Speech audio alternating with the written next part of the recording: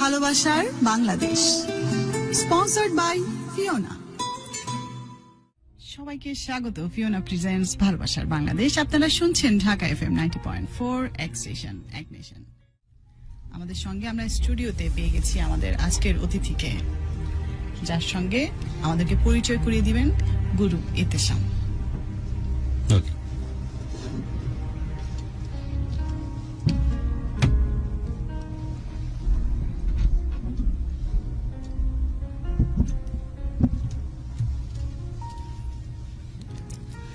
পৃথিবীতে যা কিছু সুন্দর, যা কিছু ভালো, যা কিছু অন্যরকম, যা কিছু অনন্য সাধারণ, আমি এমন একজন মানুষ যে কোনোভাবেই হয়তো ডিজার্ভ করি না যে বহু মানুষের ভালোবাসার কারণ আমি হই। তারপরেও মানুষের ভালোবাসা বিভিন্ন মাধ্যম দিয়ে পাওয়ার সুযোগ আমার হয়েছে।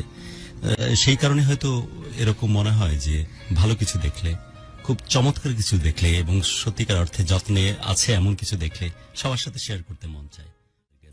দারুণ ভালোবাসা এবং অনেক যত্নের সাথে, অনেক শ্রদ্ধার সাথে স্বাগত জানাচ্ছি ভালোবাসার বাংলাদেশ ঢাকা FM 90.4 আমাদের আজকের আয়োজনে। জি, আপনি কথা বলতেই পারেন, প্লিজ বলুন। আসসালামু আলাইকুম। ওয়ালাইকুম আসসালাম। আমার নাম হচ্ছে অমি। আমি এখানে এসেছি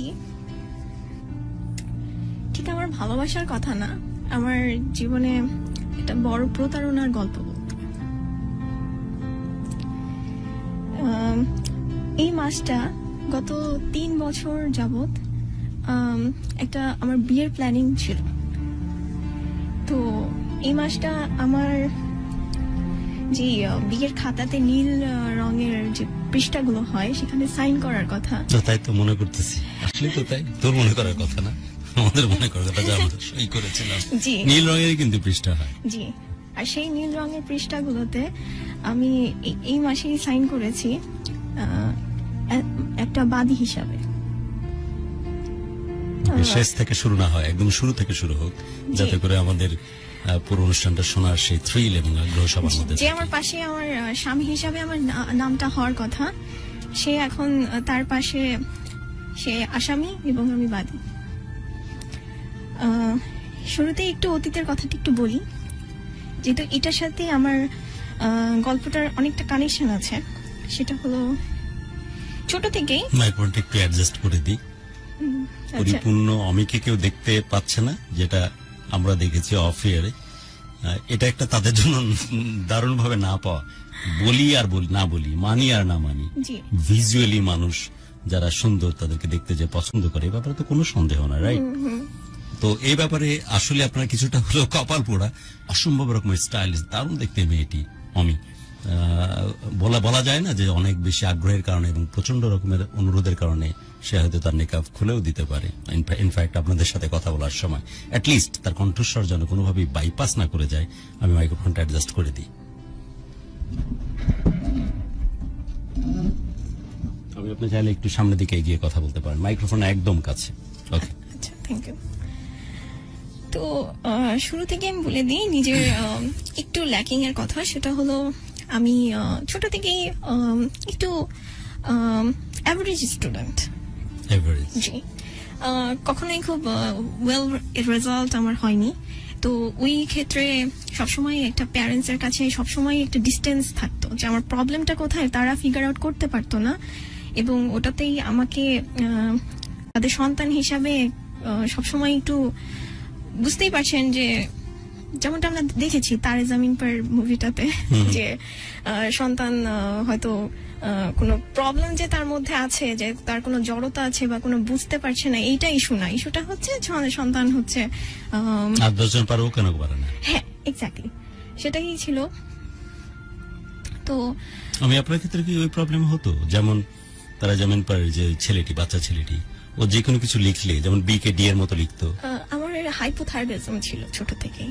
আচ্ছা, তো যার কারণে ও পিকচারাইজ করতে পারতো না ব্রেনের মধ্যে। যেমন অ্যাপল, হয়তো লিখতেছে কিন্তু অ্যাপেলের যে লুকটা কেমন সেটা পিকচারাইজ করতে পারতো না। ওর জি। বড় ভাইকে যখন জিজ্ঞেস করেছিল জি। তুমি যখন বল ফেলো বলটাকে সে ক্যাচ করতে পারে, জি, বলছিল জি। যে পারে না, কারণ বলের মোমেন্টাম এন্ড গতি জি।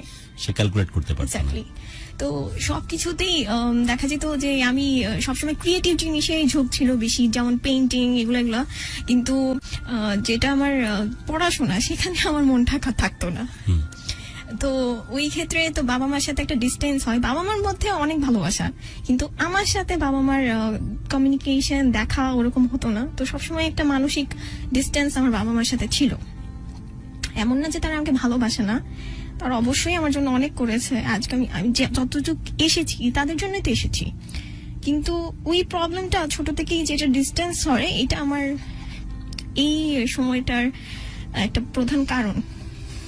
তো ওইটা আর কি একটু শেয়ার করলাম যে যখন কারো সন্তানের এই অবস্থা হয় তখন সন্তান অমনোযোগী এটা যেন না হয়, তখন সন্তানের কিছু হরমোনাল প্রবলেমও থাকতে পারে। তো এটাও একটা মেসেজ দেওয়ার জন্য আমি বলছি এই কথাটা। তো যাই হোক, তো আমার তখন আর কি যখন আমার 16 বছর, তখনই ক্লাস 8-এ পড়ি, আমি যেহেতু ইংলিশ মিডিয়াম ব্যাকগ্রাউন্ডে ছিলাম, তো তখনই আমার মা আমাকে একটু জোর করেই বিয়ে দেওয়ার চেষ্টা করে। তো আংটি বদলও হয়। খুব আর্লি এজে নাকি? হ্যাঁ হ্যাঁ হ্যাঁ, বিসিএস ক্যাডেট। ওকে, সরি আমি একটু হাঁপাচ্ছি। কেন হাঁপাচ্ছ? আমি তোমাকে দেখে হাঁপাচ্ছি। ইংলিশ মিডিয়াম শুনলে আমার ভয় লাগে। এটার কারণ কি? তুমি আমাকে এই ইংরেজি ভীতিকে আজকে দূর করাতে পারবে? আমার প্রোনাউন্সিয়েশন খুবই খারাপ।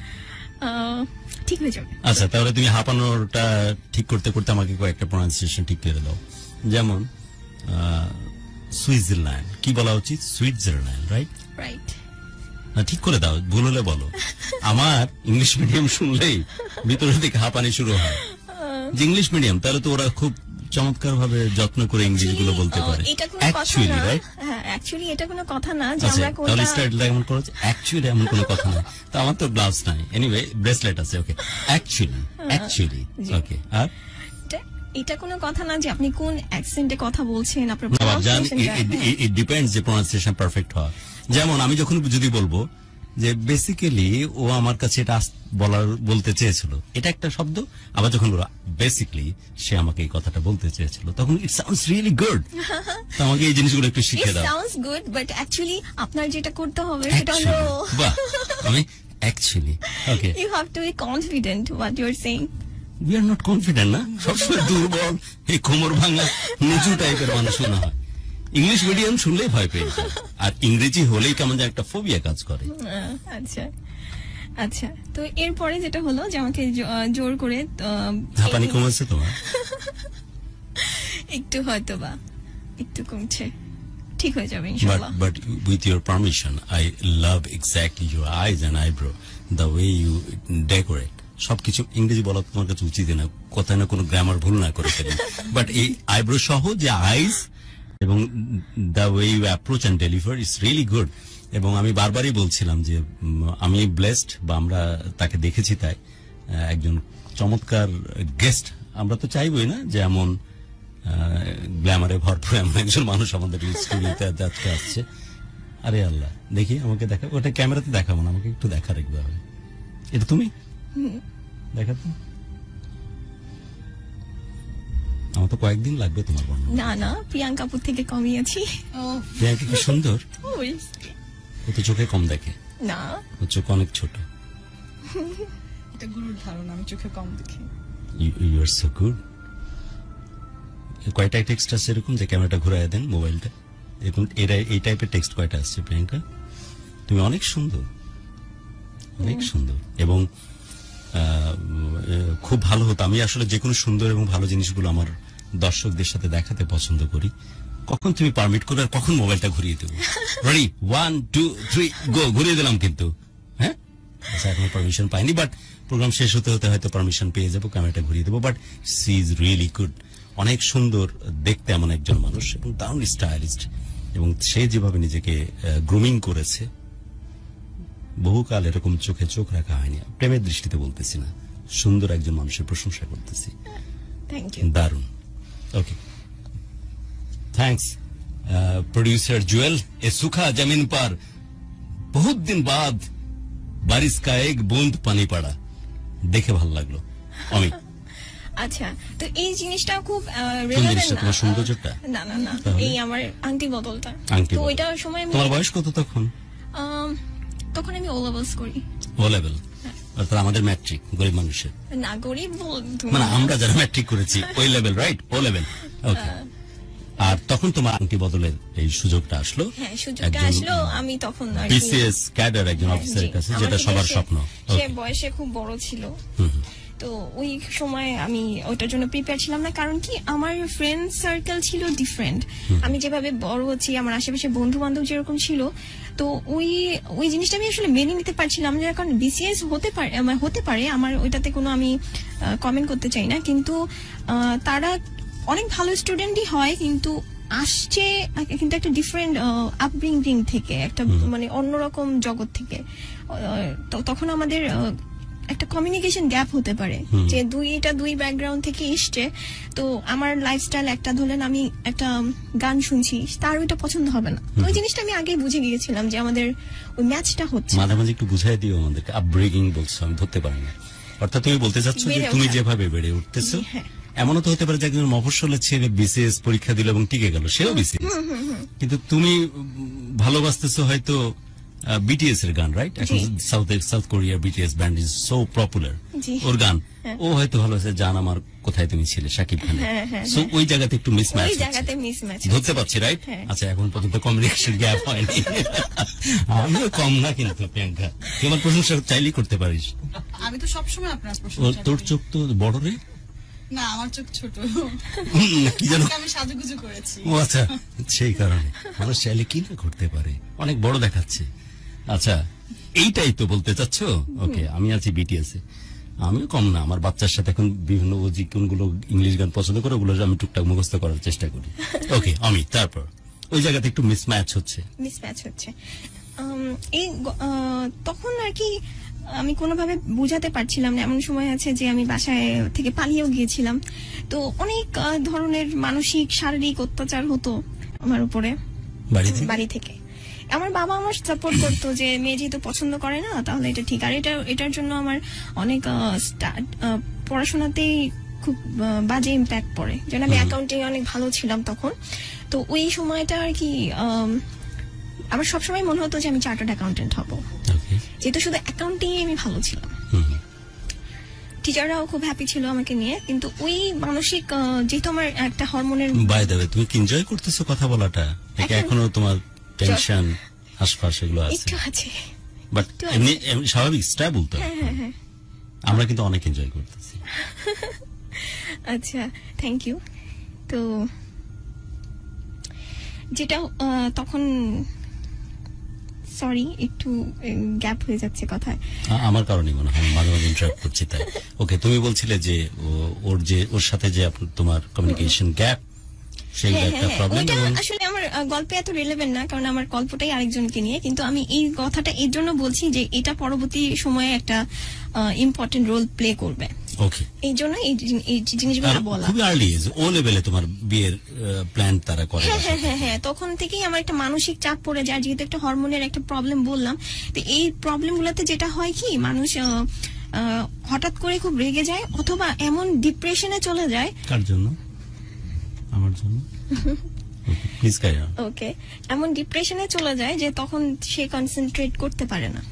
এটা হলো একটা মেডিকেল সায়েন্সের ব্যাপার। এটা হয়তো অনেক বাবা মারাই জানে না যে তাদের বাচ্চাদের সমস্যাটা কোথায়, বাট এখন হয়তো অনেকটু ডেভেলপ হচ্ছে। এটা একটা জাস্ট একটা মেসেজ দেওয়ার জন্য যে যেটা আমার সাথে ছোটবেলায় হয়েছে, যাতে অন্য বাচ্চারা এটা ফেস না করে। তো তখন থেকে আমার মার সাথে আমার অনেক বেশি একটা গ্যাপ হয়ে যায়। তখন থেকে তার রাগ যে আমি কেন এঙ্গেজমেন্টটা করবো না বা তাকে বিয়ে করবো না। তখন যখন আর কি আংটি বদলের দিনটা থাকে, তখন আর কি আমার ঘুমের ওষুধ খাইয়েছিলাম রেগে। অনেক ছোট ছিলাম তখন, ছোট ম্যাট্রিক। তখন কি করব, বাসা থেকে বের হতে পারছি না, কাউকে বলতে পারছি না, কারো সাপোর্ট পাচ্ছি না, রিলেটিভদের সাপোর্ট পাচ্ছি না, কারো সাপোর্ট পাচ্ছি না, সবাই আম্মুকে খুব ভয় পায়। তখন আমার বাবা তাকে ম্যানেজ করতে পারছে না, বলতেছে যে মেয়ে এরকম। তো এই যখন আংটি বদল হয়, তারপর ওই ছেলেটার ভাবি এসে আংটি টাংটি আর গলার চেন পরা দেয়, আমি ওই মুহূর্তেই গলার চেন, স্বর্ণের চেনটা খুলে ছিঁড়ে ফেলি। ছেলেটাকে দেখেছিলে তখন? না, ওকে তুমি চিনতাম, সে তো আমাকে দেখেই, সে তাকে আমি আঙ্কেল ডাকতাম। ঠিক আছে, বলো কি? হ্যাঁ, আমি ক্লাস 8 থেকে তাকে আঙ্কেল ডাকতাম। সে আমাকে পছন্দ করে এবং তখন থেকে আঙ্কেল ডাকা যাবে না, ভাইয়া ডাকতে হবে। তখন আমি খুব মানসিক ভাবে ভেঙে পড়ি, যেগুলা কি হচ্ছে। আর যেহেতু তখন ছোট ছিলাম, তখন মনে একটা স্বপ্ন ছিল অন্যরকম, যেমন রাজকুমার এরকম হবে, এরকম হবে। You deserve it, yeah? You deserve it. তুমি অবশ্যই এক্সপেক্ট করো। তো এই জিনিসগুলোতে আমার ও লেভেল দুইটারই খুব রেজাল্ট। আমি বিটিএস এর সবচেয়ে সুন্দরতম ছেলেটি, যে হচ্ছে হি ইজ দ্য, মানে হ্যান্ডসাম বলা যায় না, আই এম সরি, ওরটা কি বলা যেতে পারে? তোমাদের পারমিশন আছে। Is the sexiest man the world. BTS এর যে মেন ভোকাল গুলোর একজন, সবচেয়ে কিউটেস্ট পাই, কি জানো নামে ছেলেটা? এমন টাইপের কোনো কেউই তোমার সাথে মানায় বলে আমার মনে হয়। আই এম সরি, এটা আমার কথা বললাম। কিন্তু আমার কোনো ওই সময় কোনো অ্যাফেয়ার থাকে না। বাট তোমার পছন্দের মধ্যে এমন কিছু একটা কল্পনাতে কাজ করতো, হঠাৎ মিসম্যাচ হলো যে যাকে আমি আঙ্কেল ডাকতাম তাকে আমাকে এখন স্বামী বলে ডাকতে হবে। এটা আমি মেনে নিতে পারছিলাম না। তো কোনোভাবেই, অনেক মেয়েরা হয়তো মেনে নেয় এইসব জিনিস, কিন্তু আমার পক্ষে মানাটা সম্ভব ছিল না। তো ওই ব্যাপারে যেটা হলো যে পরে আস্তে আস্তে যখন ছেলেটা মিশনে চলে যায়, একটা মিশন ছিল, তো আমি ওকে ওর কল, জাতিসংঘ মিশন এরকমই কিছু একটা, যেহেতু আমি পরিচয়টা আমি জানি না বিসিএস মিশনে যায় কিনা, এনিওয়ে মিশনে চলে যায়। বিসিএস এর অনেকগুলো ক্যাটাগরি থাকে, অনেকগুলো চাকরি থাকে। তো ও চলে যায়, ও চলে যাওয়ার পরে আমি তার কোনো ফোন রিসিভ করি না, আর কোনো ইও করি না, তার ফ্যামিলি থেকে কোনো ফোন টোন রিসিভ করি না। তো ওই ক্ষেত্রে ও বুঝতে পারে যে, ফাইনালি সে বুঝতে পারে যে এই মেয়ে আমাকে পছন্দ করে না। হ্যাঁ, এই মেয়ে পছন্দ করে না। তখন সে যখন ঢাকায় আসে, সে আমাকে বললো যে, মানে বিদেশ থেকে যখন আসে, তো বললো যে তুমি কি আমাকে বিয়ে করতে চাও? আমি বলি না, বিয়ে করতে চাই। হ্যাঁ, স্ট্রেট, স্বাভাবিক, এই ধরনের স্মার্ট মেয়ে স্ট্রেট বলবো। আমাদের সাথে আছে অমি, এবং আমরা সত্যি আজকে program, thanks Jewel, what a selection man, আমাদের প্রডিউসার, কি চমৎকার সিলেকশন। কারণ এরকম একটা স্টাইলিস্ট মেয়ে কমিউনিকেশন হোক, আমাদের স্টেজ শেয়ার করুক, এন্ড ডেফিনেটলি আমাদের ফ্রেম শেয়ার করুক, এরকম একজন মানুষ, সেটা আমরা খুব দারুণ ভাবে চেয়েছিলাম। Jewel, all credit goes to you, dear. হ্যাঁ, গল্পে যাব। তার আগে আমার সাথে আছেন শান্তোষ, ও গল্পের মাধ্যমে, বাট আমি আছি ওর লুক নিয়ে। এবং আমার পাশে আছে প্রিয়াঙ্কা সৌন্দর্য আমাকে সবসময় ভাসিয়ে নিয়ে যায়, এমন ধরনেরই লুক এই মানুষটির। সত্যি, she is really Tetley placed with the Almighty. So আমরা আছি ফিওনা প্রেজেন্টস ভালোবাসা বাংলাদেশ, ঢাকা FM 90.4। ফিওনা হচ্ছে আমাদের দারুণ ভালোবাসা এবং দারুণ ভালো লাগার এক চমৎকার আতুর ঘর, দারুণ যে আধুনিক মেয়েদের যে রিপ্রেজেন্টেশন করে এমন একজনকে। আরেকদিকে চমৎকার প্রিয়াঙ্কা, মাঝখানতে আমাকে কেমন টাইপের একটু কুলাঙ্গার দেখাচ্ছে। সো এটার একটা সুযোগ আমি নিব, কারণ ফিওনা আমার জন্য একটা পাঞ্জাবি স্পন্সর করেছে, সেটা একটু পড়ার সুযোগ নিব। বাট প্রোগ্রাম এবং গল্প চলতে থাকবে। আমি এই জিনিসটা ডেডিকেট করতেছি অফকোর্স প্রিয়াঙ্কা এবং অমির সাথে। গল্প চলতে থাকো, আর 2 মিনিটের মধ্যে আমি ফিরে আসতেছি। কিছুটা একটু জাতের যেন দেখায়, সেই কারণে ফিওনার পাঞ্জাবি পরে উইদিন 2 মিনিটস, বাট প্রোগ্রাম এবং গল্প চলতে থাকো। আপনারা শুনছেন ঢাকা FM 90.4 ফিওনা প্রেজেন্টস ভালোবাসার বাংলাদেশ। আমরা অমির গল্পে আবারও ফিরে যাব, তার আগে কিছু ইনফরমেশন আপনাদেরকে দিয়ে দিতেই হয়। ফিওনা করতে মানুষ চাইলেও পারে না শিক্ষাদির কারণে, কি জানো, খাবার পকেটের মধ্যে নিয়েছিল। বাট আসলেই পোশাকের প্রশংসা না করে উপায় নাই। আমাকে যেমন দেখাচ্ছিল, হঠাৎ করে আই জাস্ট চেঞ্জ। শুধুমাত্র একটা পোশাকের জন্য যদি এমন ঘটতেই পারে, তাহলে অবশ্যই প্রশংসা করতেই হয়। And of course thanks to Fiona, our warder sponsor. But এখন আমি মনে হয় একটু প্রশংসা করি না। আমি এরকম একটা কালার, মিষ্টি মিষ্টি একটা কালার কখনো আশা করিনি যে আমি গুরুকে পড়তে দেখবো। আমিও কোনোদিন পরিনি বা দেখিনি। আমার কেন যেন পাঞ্জাবি পরলে মনে হয় যে আমি শাড়ি পরে আছি কিনা, কিছুক্ষণের মধ্যে ছাই করে নাচ শুরু করবো কিনা। বাট আমাকে যেন আমার টেস্ট এবং আমার ধরন এবং অ্যাটিটিউড বদলে দিয়েছে ফিওনা, ব্যাক টু ব্যাক কয়েকটা পাঞ্জাবি স্পন্সর করে। আমি এই প্রিয়াঙ্কার একটা কথা আমি অবশ্যই কোট করতে চাই, যে ওদের রেডিমেড জিনিসগুলোর জন্য যে এত বেশি লুক ওয়াইজ এবং ফিল ওয়াইজ ভালো লাগে, সাধারণত এমনটাই বলছিলে প্রিয়াঙ্কা যে রেডিমেড পোশাকগুলো এরকম কমফোর্ট ফিল করি না, যে তুমি ব্যাক টু ব্যাক পড়তেছো এবং বারবারই বলছিল যে আমি আসলে কমফোর্ট ফিল করি। যেমন আজকেও একটা পরে আছি, খুবই কমফোর্টেবল এবং ফিটিংসটা, বিশেষ করে ফিটিংসটা খুব সুন্দর, কোনোভাবে চেঞ্জ করার প্রয়োজন হয় না যে না একটু ফিটিং করার প্রয়োজন বা এসে, আমার ক্ষেত্রেও তাই। সো থ্যাঙ্কস টু ফিওনা যে এত চমৎকার পাঞ্জাবি। আমাদের পাঞ্জাবিটার দাম কত হবে? 995 টাকা। অনেক কম প্রাইস, কারণ একদম অ্যাবসোলিউট ফেব্রিক্স হচ্ছে cotton. Fitting wise this is really good, tapered fitting, যে কারণে হয়তো আমার বডি ভালো না হলে মনে হচ্ছে যে আরেকটু হলিনা সালমান টাইপের না দেখিয়ে ফেলে। So this is the thing, যে কারণে ফিটিং এর কারণে একটা মানুষকে একটু চেঞ্জ দেখায়। আর মাথা ঝুঁকাচ্ছে একজন মানুষ, আপনারা হয়তো ক্যামেরার কারণে বুঝতেছেন না, কারণ ওর মেকআপ পরা, সে হচ্ছে অনেক স্টাইলিস্ট একটা মেয়ে। আমি তখনই খুশি হয়ে গেছি, এমন স্টাইলিশ মেয়ে যদি মাথা ঝুঁকিয়ে থাকে, আমি পাঞ্জাবি পরেই ঘুমাবো, পাঞ্জাবি পরেই উঠবো, সবসময় পাঞ্জাবি আমার শরীরের মধ্যে রাখবো। থ্যাঙ্কস টু ফিওনা চমৎকার এই জিনিস স্পন্সর করার জন্য। যাচ্ছি অমির কাছে। এখন কিন্তু আমার সাথে আপনার বেশ মানাবে। এক্স্যাক্টলি, তুমি চাইলে না ভুলে যায় এক ছেলের বাবা। প্রেমে পড়তে আর বারবার ভালো লাগতে তো দোষ নাই না, এবং এর জন্য কাব্য করতেও দোষ নাই। ওকে আমি শুনছিলাম তোমার জীবনের কথা, তুমি বলছিলে যে তোমাকে জোর করতেছে, কি বলছে যে এখন আর আঙ্কেল না আমাকে ভাই বলে ডাকো। তো এই জিনিসটা বলার অন্য কারণ আছে, তো এইখান থেকে আসলে মূল গল্পে চলে যাব। তো এইখান থেকে আমার আম্মু সবসময় একটা রাগ ছিল যে আমি কেন করি নাই। তো এর মধ্যে ডিপ্রেশন, আম্মুর সাথে বিহেভিয়ার ভালো না, মানে আম্মুর সাথে রিলেশনটা ভালো না, বাসার মধ্যে নিজে একটা স্ট্রেঞ্জারের মতো ঘুরছি, দেখা যাচ্ছে আমার পকেট মানি ঠিক নাই, টিউশন ফি দিচ্ছে না, হঠাৎ করে চেঞ্জ হয়ে গেছে। হ্যাঁ হ্যাঁ হ্যাঁ। তো ওই ক্ষেত্রে আম্মুর সাথে এটা হয়, তো নিজের বাড়িতে অপরিচিত মনে হচ্ছে। হ্যাঁ হ্যাঁ। তারপরে আমি এর মধ্যে আমার স্টাডি তো 12টা বেজেই গেছে, তো আমি একটা আমার ওই সাইড থেকে চলে গেলাম একটা অ্যাকাউন্টিং পড়ার জন্য। যেহেতু আমি চার্টার্ড অ্যাকাউন্টিং হতে চাই, ওরকমই একটা ব্র্যান্ডের কাছে চলে গেলাম। আমি আসলে ওই সাবজেক্টের ব্র্যান্ডটা ইউজ করব না। তো ওর মধ্যে আমার মা কয়েকবার স্ট্রোক করে পরপর, কয়েকবার, মানে প্রথমে এক ধরনের অ্যাটাক, তারপর এক ধরনের অ্যাটাক, এভাবে করে স্ট্রোক করে। তো আমি যেহেতু একমাত্র সন্তান, তো ওই ক্ষেত্রে আমার স্টাডি, একমাত্র সন্তান, ছেলে মেয়ে মিলে একজনই তুমি? আমি একজনই। অর্থাৎ তোমার এই কষ্টটা কি ওনাকে ওইভাবে ট্রমাটাইজড করে দিয়েছে? আমার কষ্ট তো ট্রমাটাইজ হয়নি। আচ্ছা, তারপর? তো এটা অন্য জিনিস ছিল। তো ওই সময় আম্মু স্ট্রোক করার পরে আমি তাকে টেক কেয়ার করি, যেহেতু বাসায় যদি কেউ নাই টেক কেয়ার করার, ওভাবে নিজেরই থাকতে হবে। তো আমি ওইভাবেও ডিপ্রেশনে এই ডিপ্রেশনের রোগী আমি অনেকদিন ছিলাম। তো মাঝখানে কিছু পড়াশোনা আমার শেষ হয়, তো ওই সময় আস্তে আস্তে সময় চলে গেল। তো আমিও মাঝখানে হরমোনের আরেকটা ইমব্যালেন্স হয়ে যায় 2017 শুরুতে। আমি একটু স্কিপ করে সামনে চলে গেলাম আর কি। তো ওইখানে আম্মু একটু মোটামুটি সুস্থ, তখন আর কি আমি চলে গেলাম।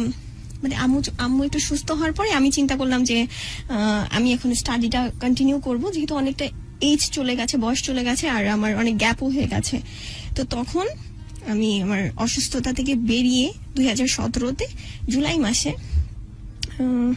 একটা ফ্রেন্ডের থ্রুতে আমি একটা কোচিং এ ভর্তি হই, আর বাকি পেপারগুলো যেটা বাকি আছে সেটা করার জন্য, কমপ্লিট করার জন্য। তো আমার শিক্ষকের নাম ছিল আশিক। তো আমি, আমার একটা ফ্রেন্ড আছে, ও ফোন নাম্বার দেয়, তো ওকে আমি আগেও দেখি কোচিং সেন্টারে। বাট সব টিচার, যেহেতু ওই আমাদের অ্যাকাউন্টিং ওই ব্র্যান্ডটা তো কমিউনিটিটা অনেক ছোট, সবাইকে মোটামুটি চেনে, কিন্তু পার্সোনাল লাইফ নিয়ে কেউ জানে না যে কার কেমন লাইফ। বাট উনি যে ভালো টিচার এটা আমি আগে থেকে জেনেছিলাম, যে ভালো টিচার, অনেক সিনসিয়ার, দেখতে সুন্দর। না, দেখতে ইমপ্রেসিভ কিছু না, ওকে দেখতে একটু বয়স্ক লাগতো। ওকে দেখতে আমার এমনিতেই ভয় লাগতো, কিন্তু যেহেতু সবার কাছে শুনতে পারছিলাম যে সে অনেক ভালো টিচার, স্টুডেন্টদের প্রতি খুব স্ট্রিক্ট, তার কাছে সবাই। তার মানে তোমাদের মতো যারা স্টাইলিস্ট এবং ফ্যাশনেবল, এমন ভাববার কোনো কারণ নাই, যদি দেখতে একটু কমা হয়েও প্রতিবারে তুই বাবা ট্যালেন্ট হলে তার পসিবিলিটি আছে তোমাদের অ্যাটেনশন পাওয়ার। টিচারদের যেটা হয় যে সব টিচারদেরই আমরা শ্রদ্ধা করতাম, আর একটা আইকনিক একটা চরিত্র, কারণ তারা অনেক কষ্ট করে এরকম একটা প্রফেশনাল ডিগ্রি অর্জন করেছে। তো ওই ক্ষেত্রে আমাদের সবারই একটা তাদেরকে সম্মান দেওয়ার একটা অন্য জায়গা থাকে। সম্মান না ভালোবাসা? না, ভালোবাসা না, ভালোবাসার ওই নজর থেকে কখনো না, দেখি আমার লাইফে তো কোনো ভালোবাসা পাইনি। এই সবাই ধরে নেয় যে গুরু পাহাড়ে বসে ধ্যান করবে, এ আবার প্রেমে কিসে, এরকম না, মানে শুধু শ্রদ্ধা, তাই তো? ওকে, তারপর তো আমি- আশিকের ব্যাপারে বলছি। হ্যাঁ, যখন ওই আগে যে ইনস্টিটিউট গুলো ছিলাম, যে মাঝখানে যখন পড়াশোনা কন্টিনিউ করেছিলাম আম্মুর স্ট্রোকের মাঝে মাঝে, তো তখন তাকে আমি দেখতাম, কিন্তু তার কোনো মানে কোনোভাবে তার ডাইরেক্ট স্টুডেন্ট ছিলাম না। হুম, আমি অন্যান্য টিচারদের ক্লাস করেছি, কিন্তু তাকে শুধু দেখতাম আর দেখে তাকে একটু অ্যাভয়েডই করতাম, তাকে আমার ভয় লাগতো। ভয় লাগতো, বয়স কেমন যেন না। হ্যাঁ হ্যাঁ হ্যাঁ, একটু ভয় লাগতো আর তাকে অ্যাভয়েডই করতাম, যে কথাবার্তা জানি কেমন একটু রুড। হুম, আর যদি জানে যে আমার স্টাডিতে এত গ্যাপ আছে, তখন তো আমাকে নিশ্চয়ই একটা বাজে কমেন্ট করবে। তো এই জিনিসটা আমার একটা ছিল, কারণ সব টিচারদের সাথে সালাম দিতাম, কিন্তু ওনাকে আমি কোনোদিন কিছু করি নাই। সালামতি না, সালামও দিতাম না। অ্যাভয়েড করে যেত। হ্যাঁ হ্যাঁ, ওনাকে আমি দেখি 2015-16 এর আগের থেকে, কিন্তু ওনার আশিকের কথা বলছি। হ্যাঁ হ্যাঁ, আশিকের কথাই, যে ওনাকে দেখি আমি অনেক আগের থেকে। তো 2017-তে যখন ইয়ে করলাম, তখন আম্মুকে বললাম যে আম্মু, এরকম একটা টিচার আছে, উনি একটু স্ট্রিক্ট টিচারই এখন আমার দরকার, বাহ, যাতে আমি স্টাডি গুলা, আমার পেপার গুলা শেষ করতে পারি, তুমি একটু কথা বলো। তো আশিকের ফোন নাম্বারটা আমার একটা ফ্রেন্ড দিল। ফ্রেন্ড দেওয়ার পরে মা প্রথমে ফোন করলো। হুম, তখনই মা একটু তার মেয়ে সম্পর্কে একটু খারাপ ভাবে বললো যে আমার মেয়েটা অনেক ফাঁকিবাজি, এটাই ফের এরকম কোনো কমেন্ট করছে। কি কথা হয়েছে আমি ঠিক জানি না। আমি শুধুই পড়ার জন্য নাকি একটু ওই রাগটাও ছিল, আচ্ছা, ওই রাগটাও ছিল যে আর এতদিনও কোনো বিয়েটির জন্য রাজি হয়নি বা কোনো ছেলে লাইফে আসেনি, এরকম একটা ব্যাপার ছিল। ওই রাগটাই ছিল যে সে এত খুঁজে নিয়ে আসছে, কেন ইয়ে করলাম না। তো ও কথা বলছে, তারপরে আমি আবার আশিক স্যারকে ফোন করলাম। ফোন করে বললাম যে স্যার, আমার আম্মু আপনাকে ফোন করেছিল যে কবে থেকে ক্লাস, এটা বলে। তখন আমি তার কাছে যাই জুলাইয়ের শেষে। তখন সে বললো যে তুমি এখন কেন আসছো, আমি তো এখন কোনো মানে এখন থেকে তো ক্লাস শুরু না, ক্লাস তো অগাস্ট থেকে। হুম, তো ফাইন, চলে আসলাম। অগাস্ট থেকে এসে আমার 2-1টা ক্লাস হয়। তখন আমি বলি, স্যার আমার এত স্টাডি গ্যাপ হয়েছে, তো আপনি যদি আমাকে একটু গাইডলাইন দেন তাহলে হয়তো আমি একটু ভালো করব। একটু মানে আমার এটাই ছিল যে আমি যদি এখন টিচারের সাথে একটু ভালোভাবে কমিউনিকেশন করি, তাইলে ওই সেন্সে মনে হয় যে সে আমাকে হেল্প করবে, যেহেতু ভালো টিচার। আমার ইন্টেনশন এইটাই ছিল যে তার কাছে আমার পড়তে হবে, ভালো মতো পড়তে হবে। সবার স্টুডেন্ট যেহেতু মানে ভালো বলে, তাকে সবাই ভালো বলতেছে, তার কাছে 100% স্টাডি পাস রেট আছে তার। ওকে, এরকম কিছু পেপার আছে যেখানে 100% সব স্টুডেন্টই ভালো রেজাল্টে পাস করেছে। ওকে, তো ওই সময় আমি তার পার্সোনাল লাইফ নিয়ে জানি না, তো জানার দরকারও নেই। আরেকটা ব্যাপার হচ্ছে যে আমি যদি চিন্তা করি যে 2-1টা পেপার শেষ হলে অনেক সময় টিচারদের রেফারেন্স ইউজ হয় ইন্টার্নশিপে। হুম, আমরা অর্ধেক পেপারের সময় কোন অডিট ফার্মে ইন্টার্নশিপ করতে পারবো। তো বুঝতে পারছি। তো So, টিচারদের তোমার ক্যারিয়ার ছাড়া অন্য কোনো ভাবনা আশিককে না, ঘিরে ছিল না। ওকে, তারপর? তো ওই সময় তার সাথে আমার এর জন্যই খাতিরটা করা। ওকে, তো সবাই দেখতাম তার সাথে ফ্রেন্ডলি, হঠাৎ করে দেখলাম যে সবাই তো বলে আশিক স্যার এত রুড, সবাই দেখি তার সাথে খুব মাস্তি করতেছে, খুব ভালোভাবে ইয়ে করছে, কমিউনিকেট করছে, ক্লাসের মধ্যে হাসাহাসি হচ্ছে, স্যারও খুব মাস্তি করতেছে। তো আমিও জিনিসটা পজিটিভলি নিলাম, আর মনে করলাম যে ফাইন, তাহলে তো উনি আমার জন্য অনেক হেল্পফুল। তারপরে তাকে ওইভাবে বললাম যে আপনি যদি আমাকে একটু বলে দেন যে কোন কোন পার্টগুলো আমি পড়ে পড়ে শেষ করবো আগে আগে, তো ওইভাবে আমি শেষ করি। হুম, হুম, তখন সে বলে, তুমি প্রত্যেক শুক্রবার গুলোতে আমি ফ্রি, এখানে সকালে তুমি চলে আসো, তোমাকে আমি পড়াবো। ফাইন, ঠিক আছে। তো এর মধ্যে দেখা যাচ্ছে ওই সময় আমার শুক্রবারের যাওয়ার কোনো ইয়ে ছিল না, কারণ ওই ফাঁকিবাজি তো ছিলই যে এত তাড়াতাড়ি যাবো। তখন আমি ঠিক টাইমলি যেতাম, তখনও কিছু হতো না। তো তখন দেখলাম যে তার একটা যার জন্মদিন আসে 22শে অগস্ট, তো তখন সে আমাকে হঠাৎ করে টেক্সট দেয় যে আমার জন্মদিন ছিল, তুমি ইয়ে করলা না, উইশ করলা না। উইশ করলাম না। হ্যাঁ, আমার কাছে একটু খটকা লাগলো, যে আমাকে কেন উইশ করতে হবে? আমাকে কেন উইশ করতে হবে। বাহ। আর মানে আরেকটা মজার ব্যাপার হচ্ছে, যখন আর কি আমরা তুমি কি এরকম মেকআপ পরে যেতে ওই সময়? না, তখন তো আর এরকম ভাবে যেতে না। আচ্ছা আচ্ছা, তখন এই প্রিয়াঙ্কাপুর মতোই গেট আপে থাকে। খুব ধারণা আছে প্রিয়াঙ্কা। আমারই শুধু দোষ হয় না প্রশংসা করলে? না না, দোষ কেন হবে? প্রিয়াঙ্কার মতো। কারণ তখন আমি অনেকদিন বাসায় বন্দি ছিলাম আম্মুর সেবা এই কারণে আশিক এক্সপেক্ট করতেছে যে ওর কাছ থেকে বার্থডে উইশটা পেলে ভালো হতো। টিচারের তো এইসব দিকে খেয়াল করার কথা না।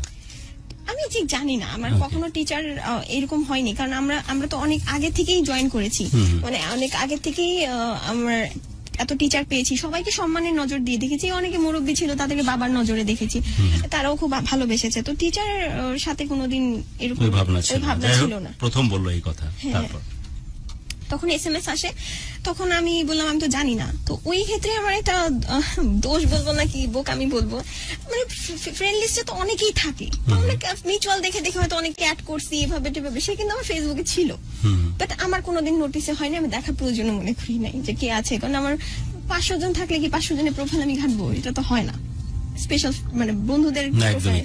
হ্যাঁ, তো উনি ভাবছে যে ফেসবুক দেখে কোনোভাবে আমি তাকে উইশ করবো, বাট আসলে আমি আর নোটিস করি নাই। তো আমি বললাম যে ওকে ঠিক আছে, বার্থডে উইশ করলাম, ঠিক আছে স্যার।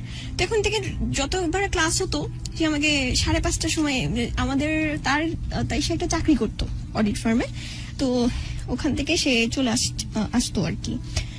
6টা থেকে আমাদের ক্লাসটা শুরু হইতো, তো ওখানে 5টার সময় তার শেষ। তো 5:30টায় সে আমাকে সবসময় SMS করতো, আর ইউ কামিং, আসতেছো ক্লাসে। মাঝে মাঝে আমি যেতাম না, ফাঁকিবাজি ওই তো যেতাম না, তখন বলতো যে কেন আসতেছো না, এটা আসতেছো না। তো আমার কাছে একটু লাগলো যে উনি মনে হয় আমাকে টিচার হিসেবে খুব সিনসিয়ার, আসে আমাকে একটা অ্যাজ এ চ্যালেঞ্জ সে দেখতেছে যে এই মেয়েটাকে পাস করাইতেই হবে। তখনও বুঝেনি যে এর মধ্যে অন্য কিছু আছে কিনা? আচ্ছা, তখন আমি বুঝিনি।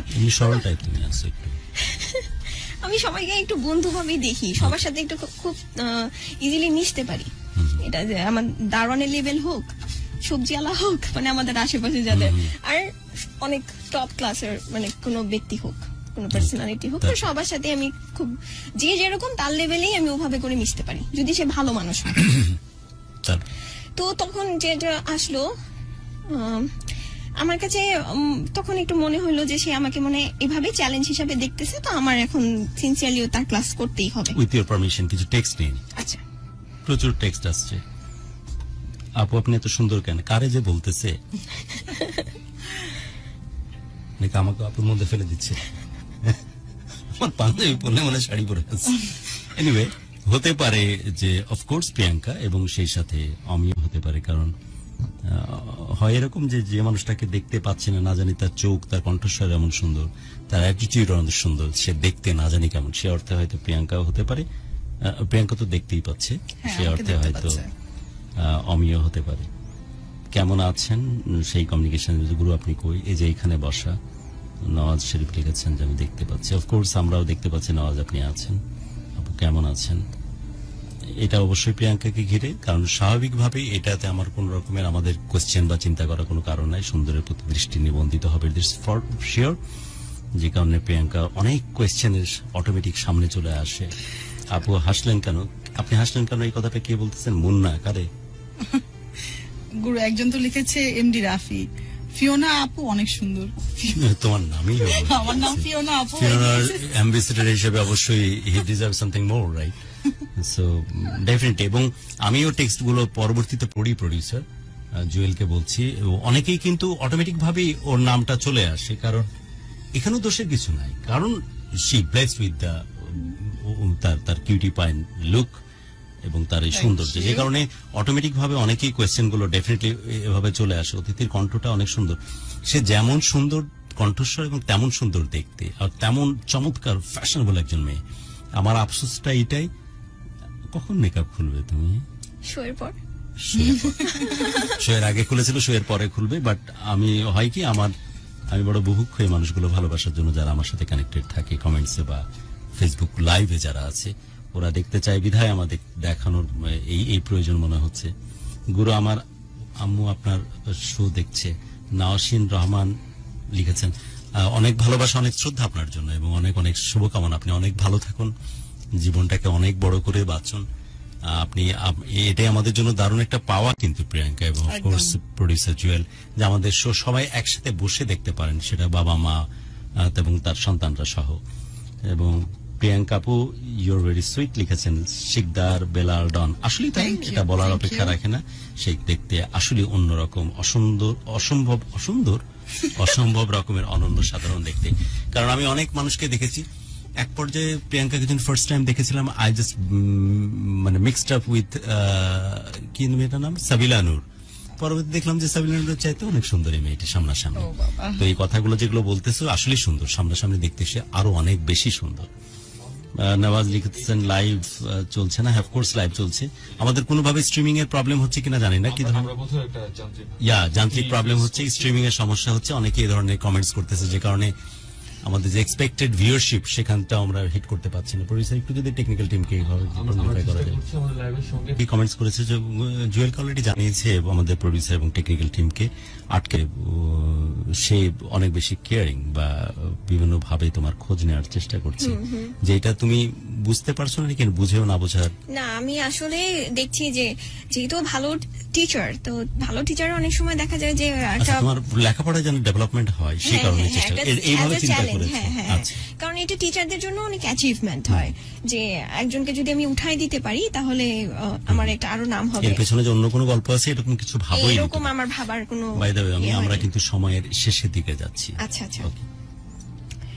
তো ওর মধ্যে সে চলে ওর মধ্যে যেটা হয়, তো আস্তে আস্তে তার সাথে আমার একটু মানে জিনিসটা যে একটু অন্যদিকে যাচ্ছে এটা তো আমি বুঝতেই, মানে পরবর্তীতে একটু বুঝতে পারছি, যেহেতু সময় কম বললেন যে একটু তাড়াতাড়ি করে বলছি। তো আস্তে আস্তে করে জিনিসটা একটু একটু এগোয়। আমি যেমন রোড নাম্বারটা বলি, এটা হচ্ছে তখন মোহাম্মদপুরে রোড নাম্বার 2, তখন 2 পাশ দিয়ে বের হওয়া যেত। তখন দেখা যেত কি যে ক্লাসের পরে সে আমার জন্য রাস্তা দাঁড়ায় আছে, সব ফ্রেন্ডরা সবার কাছাকাছি থাকতো আর আমি থাকতাম দূরে। তো ওই ক্ষেত্রে আমার দেখা যেত যে অনেক সময় বাস স্ট্যান্ডে দাঁড়ায় থাকতে হচ্ছে মোহাম্মদপুর, তো ওখানে মোহাম্মদপুর থেকে দেখা যেত যে সে ওখানে এসে আমাকে দেখছে, ফলো করছে, আমাকে আবার SMS করলো যে তোমাকে রাস্তায় বাসের জন্য দাঁড়াতে দেখলাম, আমার খুবই তোমাকে অসহায় মনে হচ্ছিল একা একা। তো আমি চিন্তা করলাম যে ওকে, মানে এটা কি হচ্ছে, সে আমাকে নোটিস করে কেন, এটা তো হওয়ার ছিল না। তো মানে যেভাবে আর কি একটা মেয়েকে ফলো করা যায় সে সব ভাবেই আমাকে চেষ্টা করেছে, আর আস্তে আস্তে আমার মনের মধ্যে একটা কি বলে লাইট জ্বলা শুরু করছে। লাইট আমি যে লাড্ডু পর্যন্ত যাবা কি, মানে ল করতেছ, আমি সে লাড্ডুই বলবা, কিন্তু তোমরা তো ইংলিশ মিডিয়াম পড়ো, লাইটে গেছে। ওকে, লাইট জ্বলা শুরু হয়েছে। তারপর না লাড্ডুতে আমি খুশি হচ্ছিলাম না, কিন্তু আমার মনে লাগছিল যে এখন বুঝতে পারছি যে কিছু, বাহ, ইমপ্রেসিভ। মনটাকে আলোকিত করে দিচ্ছিল। হ্যাঁ একটু খুশি তো হচ্ছিল, কেয়ারিংটা খুশি হচ্ছিল না, একটু খুশি হচ্ছিল, একটু খুশি হচ্ছিলাম। পাওয়ার কম বাট লাইট, হ্যাঁ লাইট জ্বলছিল। Okay. তো ওভাবে করে গেল, সময় গেল, তখন দেখা যেত প্রত্যেকটা ক্লাসের পরে সে আমাকে ফলো করছে, আর সিএনজি সামনে সে দাঁড়ায় আছে, সিএনজি ঠিক করে দেয়। তো একদিন সে নিজেই ঢুকে গেল সিএনজিতে, তো ওকে বাসায় দিয়ে আসি। আচ্ছা, দূরে যাবা, রাত হয়ে গেছে, 10:30 উপরে হয়ে গেছে, বাসায় দিয়ে আসি। তো আমি চলে বাসায় দেওয়ার জন্য গেলাম তার সাথে। ঠিক আছে, রাত হয়ে গেছে, দিয়ে আসছে, কেয়ারিং করছে, এটা তো কোনো যায় আসে না, আমরা তো ফ্রেন্ডদের সাথে ফিরি। সে তো ফ্রেন্ডের মতো, তার বয়স তো অত বেশি না, যেটা শুনেছি হয়তো আমার থেকে 4-5 বছরে বড় হবে, দেখে যায় লাগুক না, যে দেখে যাই লাগুক না কেন। তো ওই সময় বাসায় দিয়ে আসা শুরু করলো। তো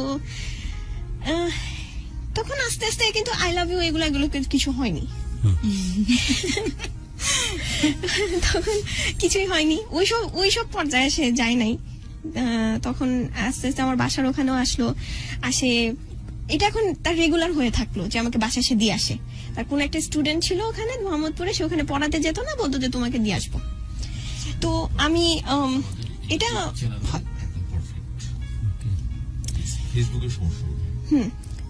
তখন আমি এরকম হতে থাকে, আমিও তো খুশিও হই, তখনও আমি অনেক কিছু জানি না।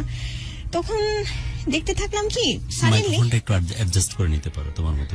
আচ্ছা, সাডেনলি আমি দেখলাম যে সে তারপর থেকে হঠাৎ করে ওখানে একটা বারান্দা ছিল আমাদের কোচিং এ, ও বারান্দায় বসে কান্না করতো। হ্যাঁ, হ্যাঁ, কান্না করতো। টিচার কোচিং এর বারান্দা বসে কান্না করতেছে, কেমন জানো? হ্যাঁ, কেমন যেন লাগে। তো সে এমনিতে আমাকে পরে না মেসেঞ্জারে নকটক করতো, মেসেঞ্জারে জিজ্ঞাসা করতো তোমার বাসায় কে আছে, ইয়ে আছে। সে তো বুঝে গিয়েছিল যে আমার মার সাথে আমার একটা ঝামেলা আছে। ব্রিলিয়ান্ট। তো আমার অনেকগুলা বেড়াল আছে, ওইগুলার খোঁজ নিত, কেমন আছে সবাই। এটা বুঝুনি যে ঘটনা অন্যদিকে যাচ্ছে? না, তখন তো বুঝে গেছি সে আমাকে মেসেঞ্জারে নক করছে, কিন্তু আমি এত বোকা যে তার প্রোফাইল কোনোদিন ঘাটার চেষ্টা করিনি, কারণ তার চেহারা অত ইমপ্রেসিভ না যে তার প্রোফাইলে যে 10টা ছবি দেখবো। তো সে আমাকে মেসেঞ্জারে নক করে কি করো, দেখা যাচ্ছে আমি বলতেছি স্যার আমি পড়তেছি। সে আমাকে বললো যে আচ্ছা কি পড়ো। তখন নানা কথায় মাত্রায় আমাকে বিজি রাখলো সারা রাত ধরে। এভাবে করেই কন্টিনিউ হতে থাকলো যে সারা রাত সে আমার সাথে কথা বলতেছে, 3টা 4টা অনলাইনে থাকে রাতে বেলা। তো আমি তো ইউজ টু না। কিন্তু তুমি তো ভালো লাগা ছাড়াই কথা কন্টিনিউ করতেছ, নাকি ভালো লাগা শুরু হয়ে গেছে? একটু তো ভালো লাগে, কারণ আমাকে নক করতেছে। আমাকে তো আমার আম্মুর অসুস্থতার পর থেকে তো অনেক ফ্রেন্ড আমাকে মানে দেখা যাচ্ছে আমি যখন দুঃখী, যে আম্মুর অসুস্থ নিয়ে কাটাচ্ছি, একটা দুঃখী মানুষের কিন্তু মানুষ পাশে খুব কম মানুষই থাকে। পার্টি করার জন্য 100 জন পাবো, কিন্তু এরকম স্ট্রাগলিং এর সময় কিন্তু কোনো বন্ধু পাশে থাকার কথা না। এরকমই হয়, কিন্তু দুঃখের সময় আপনি 1-2টা ফ্রেন্ড হয়তো বা পেতে পারেন, কিন্তু যখন দেখবেন যে পার্টি করতেছি, ফ্রি খাওয়াতে আসতেছি, তখন অনেক মানুষ আসবে। তো আমার সাথে এই জিনিসটাই হলো যে ফ্রেন্ডরা সবাই যার যার লাইফে সেটেল হয়ে গেল, কেউ বিয়ে করলো, কেউ অ্যাব্রোডে চলে গেল। আমার বেশিরভাগ ফ্রেন্ডরাই এখন অ্যাব্রোডে, তো আমার এখানে কেউ ছিল না। তো হঠাৎ করে তো আমি একটা কথা বলার মানুষ পাইছি, যেহেতু বাসায় আমার কথা বলার কেউ নাই। বাবা সাংবাদিকতা করতো, তো সবসময় ব্যস্ত থাকতো ছোট থেকেই, বাবার সময়টা আমি খুব কম পেয়েছি। আর আম্মুর সাথে তো বললামই, তার সাথে সবসময় একটা গ্যাপ। তো আমি তার সাথে একা, আমার বিড়ালগুলো ছাড়া আমার কেউ নাই। তো সাডেনলি একটা কথা বলার, এক্সপ্রেস করার একটা মানুষ পেলাম। তো রিলেশনটা যেমনই হোক, ওটা তখন আমার কাছে রিলেশনশিপ না, তখন আমার কাছে মনে হলো যে টাইম পাস, মানে কথা বলার একজন কথা বলতেছে আমার সাথে। তো ওই মেসেঞ্জারের আশিক যে তোমাকে ভালোবাসে সেটা তুমি পরিষ্কার। আমি হ্যাঁ, তার একটা আকর্ষণ যে আছে সেটা পরিষ্কার, বাট তোমার ভালো লাগ না লাগ কথা বলতে ভালো লাগতেছে, কথা কন্টিনিউ। আমার কাছে ওইটাই মনে হচ্ছিল যে আমার পেপারগুলো তারা পড়ে 6 মাসে পেপার ভালো রিকমেন্ডেশন পাওয়া যাবে। হ্যাঁ, রিকমেন্ডেশন পাওয়া যাবে। ওকে, তারপর আমি তো এগুলো কিন্তু খুব অল্প সময়ের মধ্যে হয়েছে। সরি যে আজকেই এই স্ট্রিমিং এর আমাদের প্রবলেমটা হলো, আজকে কিন্তু আমাদের ভিউয়াররা যারা এই সময় আমার ওর সাথে রিলেশন কিছুই হয় না। তো ওই যে দেখলাম, বললাম যে কান্নাকাটি করতে, হঠাৎ করে দেখলাম যে মাথা ঘুরে ক্লাসের মধ্যে সে পড়ে যায়, হাই প্রেশার, হ্যাঁ, চোখ টোক লাল হয়ে যায় একদম, মানে কেমন জানি। তো তখন ওই যে সব স্টুডেন্টদের সামনে এটা করতো না, আমার সাথে আরেকটা ফ্রেন্ড ছিল মাইশা, আমার ক্লাসমেট, ও সামনে থাকতো, কিংবা খুব অল্প মানুষের সামনে এইসব অ্যাক্টিভিটি করতো। তো আমি ওই যে বুঝতে পেরেছি মেয়েটা সেন্টিমেন্টাল। আর ও আমাকে বলতো কি যে ওর অ্যানিমাল খুব পছন্দ, যেহেতু আমি অ্যানিমাল এত ভালোবাসি, কানেক্ট করতো সবকিছু দিয়ে। ওর নাকি একটা মুরগি ছিল। তো এইগুলো বলে বলে আর কি আমাকে, মানে যেসব জিনিসই আমি পড়তে পারি সেই সব কিছু সে করেছে। পড়তে পারি পটানো, হ্যাঁ, পটাফাই বলি, যেটা পটাফাই। ও তাই, ঠিক আছে, তোমাদের সাথে পটাফাই। আমরা আমাদের সময় বলতাম, এটারই বাদ মে সে কোন আমলে জন্ম নিয়েছি, আমরা পটানো বলতাম, তোমরা বলো পটাফাই। তারপর তো ওইখানে তখন সে আমার 8 অক্টোবর আমার জন্মদিন। 8 অক্টোবর, যে কত তারিখ? অক্টোবরে কত? 2012, মানে 22nd। হ্যাপি বার্থডে ডিয়ার, মানে 12 দিন পেছনে গিয়ে, অফ কোর্স বিলেটেড। তারপর তো সে বললো যে সে কেক দিবে। তখন আমি বললাম কি আপনি কি অন্য স্টুডেন্টদের জন্য এটা করেন? বলে না, তোমাকে দিয়ে শুরু করবো, এখন সব স্টুডেন্টদেরই হবে। ফাইন, ঠিক আছে। এরপরে যেটা করলাম, এরকম হলো, তখনও কোনো স্টুডেন্টরা একটা ইনফরমেশন দিচ্ছে না, বা তাকে নিয়ে কোনো তার পার্সোনাল লাইফ নিয়ে কোনোদিন কেউ কথা বলে না। সবাই আশিক স্যার এটা বলতেই থাকে, এটা হয়, তাকে নিয়ে ফান করতেছে, কিন্তু তার রিয়েল লাইফ নিয়ে কোনো ইস্যু করতেছে না। সে আমার ফেসবুকে ছিল, আমার কোনোদিন ইচ্ছা হয় নাই তার প্রোফাইলে কি বোরিং আছে, একটা বোরিং পিকচার দেওয়া, কালো মার্কা, কোনো লাইট নাই, এরকম একটা ছবি দেখে লাইটটা একটু মুখে পড়ে দেবে, যেহেতু ইমপ্রেসিভ না, এই জন্য দেখার প্রয়োজন মনে হয়। হ্যাঁ, তো সামনে তো দেখা যেত সেগুলো মানে ল্যাভেন্ডিশ টাইপের, কোনো স্টাইল জানে না, কি জানে না। তো আমার কাছে তো, কিন্তু সে যেভাবে আমাকে কানেক্ট করেছে সেটা হলো ওই মোমেন্ট গুলো। তুমি যা পছন্দ করো, আমি যা পছন্দ করি সেটা অ্যানিমাল, তার খুব ভালোবাসা অ্যানিমালদের জন্য। আর মুরগি দিয়ে শুরু করছে, আর সে জানে আমি ফিউচারে একটা অ্যানিমাল শেল্টার করতে চাই ইনশাল্লাহ। ওটার একটা প্রজেক্টও নিয়ে নিয়েছে। ওইটা একটা করলো। তোমরা বুঝো না, আমাদের সময় আমাদের মেয়েরা সরল ছিল, বুঝতো না। আজকের মেয়েরা বুঝে নাই সব। আমি তো বাইরের লাইফটা তো থেকে ডিটাচ ছিলাম। তাই ডিয়ার, কারণ তুমি বাড়িতেও কেমন যেন একটু আনওয়ান্টেড, বাইরের সাথে কানেক্টিভিটি নাই। হ্যাঁ, আমার তো কোনো লাইফ নাই বাইরে, মানে বাইরে বুঝলেও একজন কেয়ার করতেছে, এটা তোমার কাছে অনেক বেশি প্রেসিয়াস তখন। বাহ, কারণ কত মানুষের মধ্যে থাকার পরও কত মানুষ একাকিত্বে ভোগে। আমার যদি লার্নিং ফ্রেন্ড থাকতো, হ্যাং আউট লাইফ থাকতো, অন্য আমার বয়সী মেয়েদের মতো ফিল্টার করতে পারতাম, ওইসব ফিল্টার করতে পারতাম। শেখার এটা অনেক বেশি ইম্পর্টেন্ট। এই যে 5 সেকেন্ডের মধ্যে অনেক গুরুত্বপূর্ণ কথা হয়ে গেল। আপনি যে বাচ্চাটাকে মানুষ করতেছেন বাবা বা মা হিসাবে, আমরা কিন্তু জানিও না যে আমাদের অলক্ষ্যে, আমাদের অজ্ঞচরে বা আমাদের জ্ঞাত বা অজ্ঞাত স্বরে সে কিন্তু একাকিত্বে ভুগতেছে। ওর বাইরের পৃথিবীটা অনেক বড় না বিধায় সে ফিল্টার করতে পারে না, এজন্যই তার দ্বারা ভুল হয়ে যায় অনেক সময়। আমি জানি না আশিক ভুল নয়, ঠিক। ওকে, তারপর এরপরে সে চলে আসে। আচ্ছা, এরপরে চলে আসে, তখন আমি দেখতে পাই যে একটা মেয়ের প্রোফাইলে তার সাথে তার ছবি আশিকের, মানে একটা আপু। হ্যাঁ, এটা মেয়ের প্রোফাইল। অনেক সময় সাজেশন আসে না ফেসবুকে, সাজেশন আসে কমন ফ্রেন্ডের থ্রু দিয়ে, অনেক সময় সাজেশন আসে যে তখন দেখলে যে আশিকের ছবি একটা মেয়ের প্রোফাইলে, পিকচারে একসাথে প্রোফাইল পিকচার। এতদিনে তো কখনো তোমার আগ্রহী হয়নি ওর প্রোফাইল পিকচার ক্লিক করা? না, কখনো আগ্রহ হয়নি। এনিওয়ে, আশিকের ছবি দেখলে একটা মেয়ের সাথে। তারপর আর আমাদের যে ইনস্টিটিউশনের যে মানে কোচিং এর যে পেজ ছিল, ওখানে আশিকের অনেক ছবি টবি থাকতো। এনিওয়ে, এই প্রথম একটা সাজেশন আসলো কমন ফ্রেন্ডের থ্রু দিয়ে, সাজেশন গুলো আসে। সেখানে দেখি যে একটা মেয়ের সাথে অ্যাড রিকোয়েস্টের একটা আসলো, একটা মেয়ের সাথে আশিকের ছবি। তারপর এরপরে আমি ঢুকি ওই মেয়েটার প্রোফাইলে ঢুকে দেখি যে তাদের ওয়েডিং পিকচার। তো ওয়েডিং পিকচার থেকে কই নিয়ে গেল? আমি তো ধাতস্থ হই, থামো কই থেকে কই নিয়ে গেলে ধাম করে।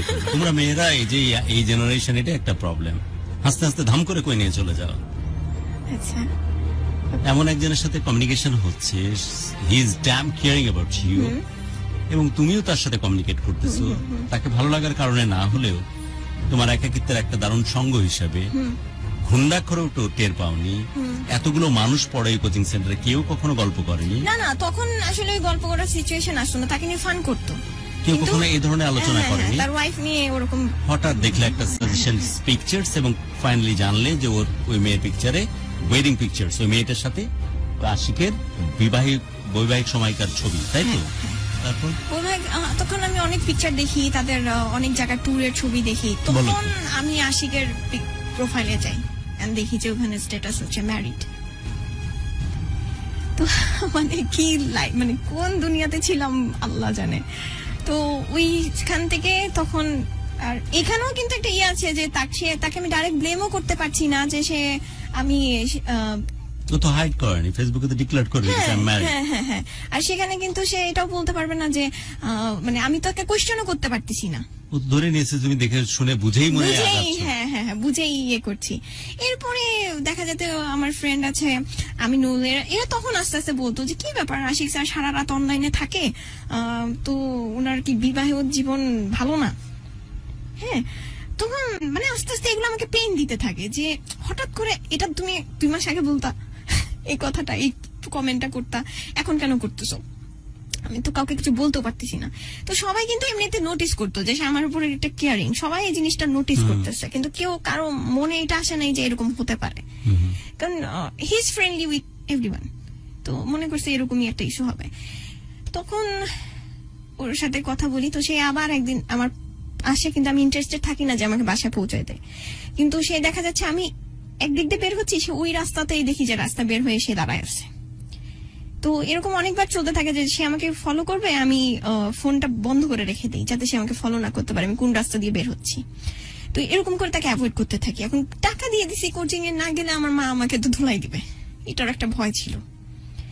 তো কি করব, মানে টিচার যখন এরকম ফলো করে তখন তো কিছু করা যায় না। তাকে তো আমি কান্না করতে দেখছি, ওটাতে আমার তো একটা ইমোশন ঢুকে গেছে মনের মধ্যে।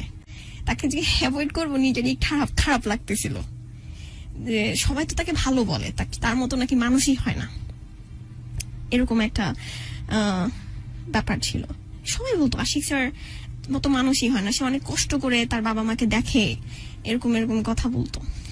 তো সে আমার পিছে একদিন আসে, সাকসেসফুল হয় আমাকে ফলো করতে, বাসার আমার একদম বিল্ডিং এর সামনে এসে সে রাস্তার মধ্যে আমার সাথে কথা বলে। আমি বললাম যে আপনার লাইফ সম্পর্কে জানি, তো আমার সাথে আপনি এত খাতির কেন করতেছেন, ইউ আর ম্যারিড।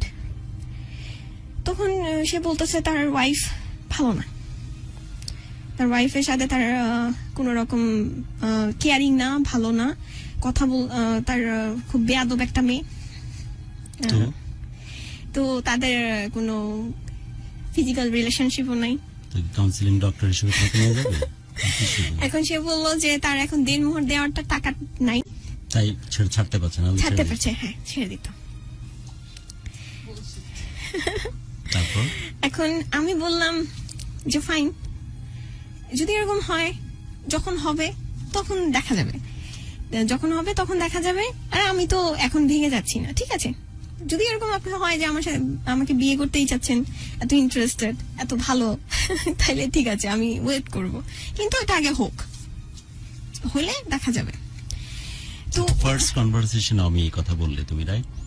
কিন্তু তুমি বলছিলে যে একটা সফট কর্নার কিছুটা আছে, মায়া টাইপের, কখনোই ভালোবাসা বা টান ছিল না ওর প্রশ্নে, তাই তো বলেছো। কিন্তু তারপরে ওই কথাটা বললে তুমি তাকে। তারপর আসলে ডিটেইলিং গুলো তো অনেক বড়, আসলে বলতে গেলে সারা রাতই চলে যাবে। আমাদের সময় শেষ হচ্ছে, অলরেডি 12:30, আর 15-20 মিনিট সময় তোমার হাতে আছে। তো ওই ক্ষেত্রে যেটা হলো যে আমি ওই আশিকের মানে ওই জায়গাতে পড়ে গেলাম। তো তখন দেখলাম যে এভাবে করে যে এখানেই আমাদের স্টপ, এখানে নর্মাল ক্যাজুয়ালি যেভাবে কথা হয় ওইভাবেই আমরা কথা বলি, মানে ফেসবুকে মাঝে মাঝে, ঠিক আছে। মানে ওখানেও কিন্তু লাভ ইউ বা কোনো ইন্টিমেসি, রোম্যান্স জানি না, বাট ওয়ার্ডটা ব্যবহার করেনি, হ্যাঁ, কোনো ওয়ার্ড টোয়ার্ড হয়নি, ঠিক আছে। সে আমাকে পছন্দ করে, আর আমিও বুঝতেছিলাম যে আমার লাইফটা তো একটু হ্যাম্পার্ডই, যদি তাকে সবাই ভালো বলতেছে, আমিও ভালো দেখতেছি, সে তো আমার সাথে কোনো ফিজিক্যালি কোনো ফোর্স বা দেখে না যে অনেক পারভার্ট লোক যারা মানে একটু লম্পট টাইপের থাকে, ওরা তো প্রথমেই অনেক কাছে আসতে চায়, স্পর্শ করতে চায়, কিন্তু ওরকম তো কোনো অ্যাক্টিভিটি তার মধ্যে দেখি নাই। তো ওইটা আমার একটা বিশ্বাসের একটা জায়গা থাকে তার সাথে। তো হঠাৎ আবারও আমি রেগুলার ওই আপুটার প্রোফাইলে ঢুকতে থাকি, তার প্রোফাইল ছিল পাবলিক, যে নতুন কি আপডেট আছে, একটা ইন্টারেস্টও ছিল। তখন আবার দেখি যে আমাকে সে একদম কোথায় যাবে, কক্সবাজার যাওয়ার আগে আমাদের সাথে, হ্যাঁ আমি তো জানি না, সে বলছে অফিস ট্যুর। তাই সে দেখি যে আবার ওই ঘাসা মার্কা ছবি, চুক্কু মার্কা ছবি, আপুর সাথে, মানে বইয়ের সাথে। তোমার কাছে তো আপু, আমার কাছে একটা ঘাসা মার্কা ছবি, আর বইয়ের সাথে তো রোমান্টিক ছবি। রোমান্টিক ছবি, শব্দগুলো কিভাবে বদলাচ্ছে, তোমার দৃষ্টিতে ঘাসা মার্কা, ওর দৃষ্টিতে রোমান্টিক। তারপর এরপরে তোমাকে বলে গেছে যে ওই মেয়ের সাথে আমার কোনো কিছু নাই। এখন আমি ওর সাথে তো কোনো রকম করি না, তাকে মানে খুব করি, মানে ধরতে গেলে থাপ্পড় মারি না, কিন্তু ক্লাসের মধ্যেই খুব অ্যাগ্রেসিভ বিহেভ করি, যেগুলো কি আমার সাথে কোনো কথা আর ফার্দার কোনো কথা বলবেন না, কারণ আমি স্টুডেন্টের মতো আসবো, এটা। তো তখন সে আমাকে বড় করে 4 পৃষ্ঠায় একদম A4 সাইজের ইমেল পাঠায়, যে অনেক তার গল্প বলে, তার লাইফের এত সাফারিং। এগুলো তোমার মতো ইংলিশ মিডিয়ামের মেয়েদেরকে কি ইংলিশে পাঠায় নাকি বাংলায়? ইংলিশে পাঠায়। এখানেই তো ধরা, এখানেই ধরা। তারপর বলতে থাকে ইংলিশে ভালো হতে হবে, যারা শুনতেছে। এখানে আমার সবগুলোই আমার এভিডেন্স আছে। তো ওইভাবে করে সে আমাকে বলতে থাকে যে তার সাথে তো আমি অনেক ছবি তুলেছি, সে তো আমার অনেক পুরাতো ফ্রেন্ড।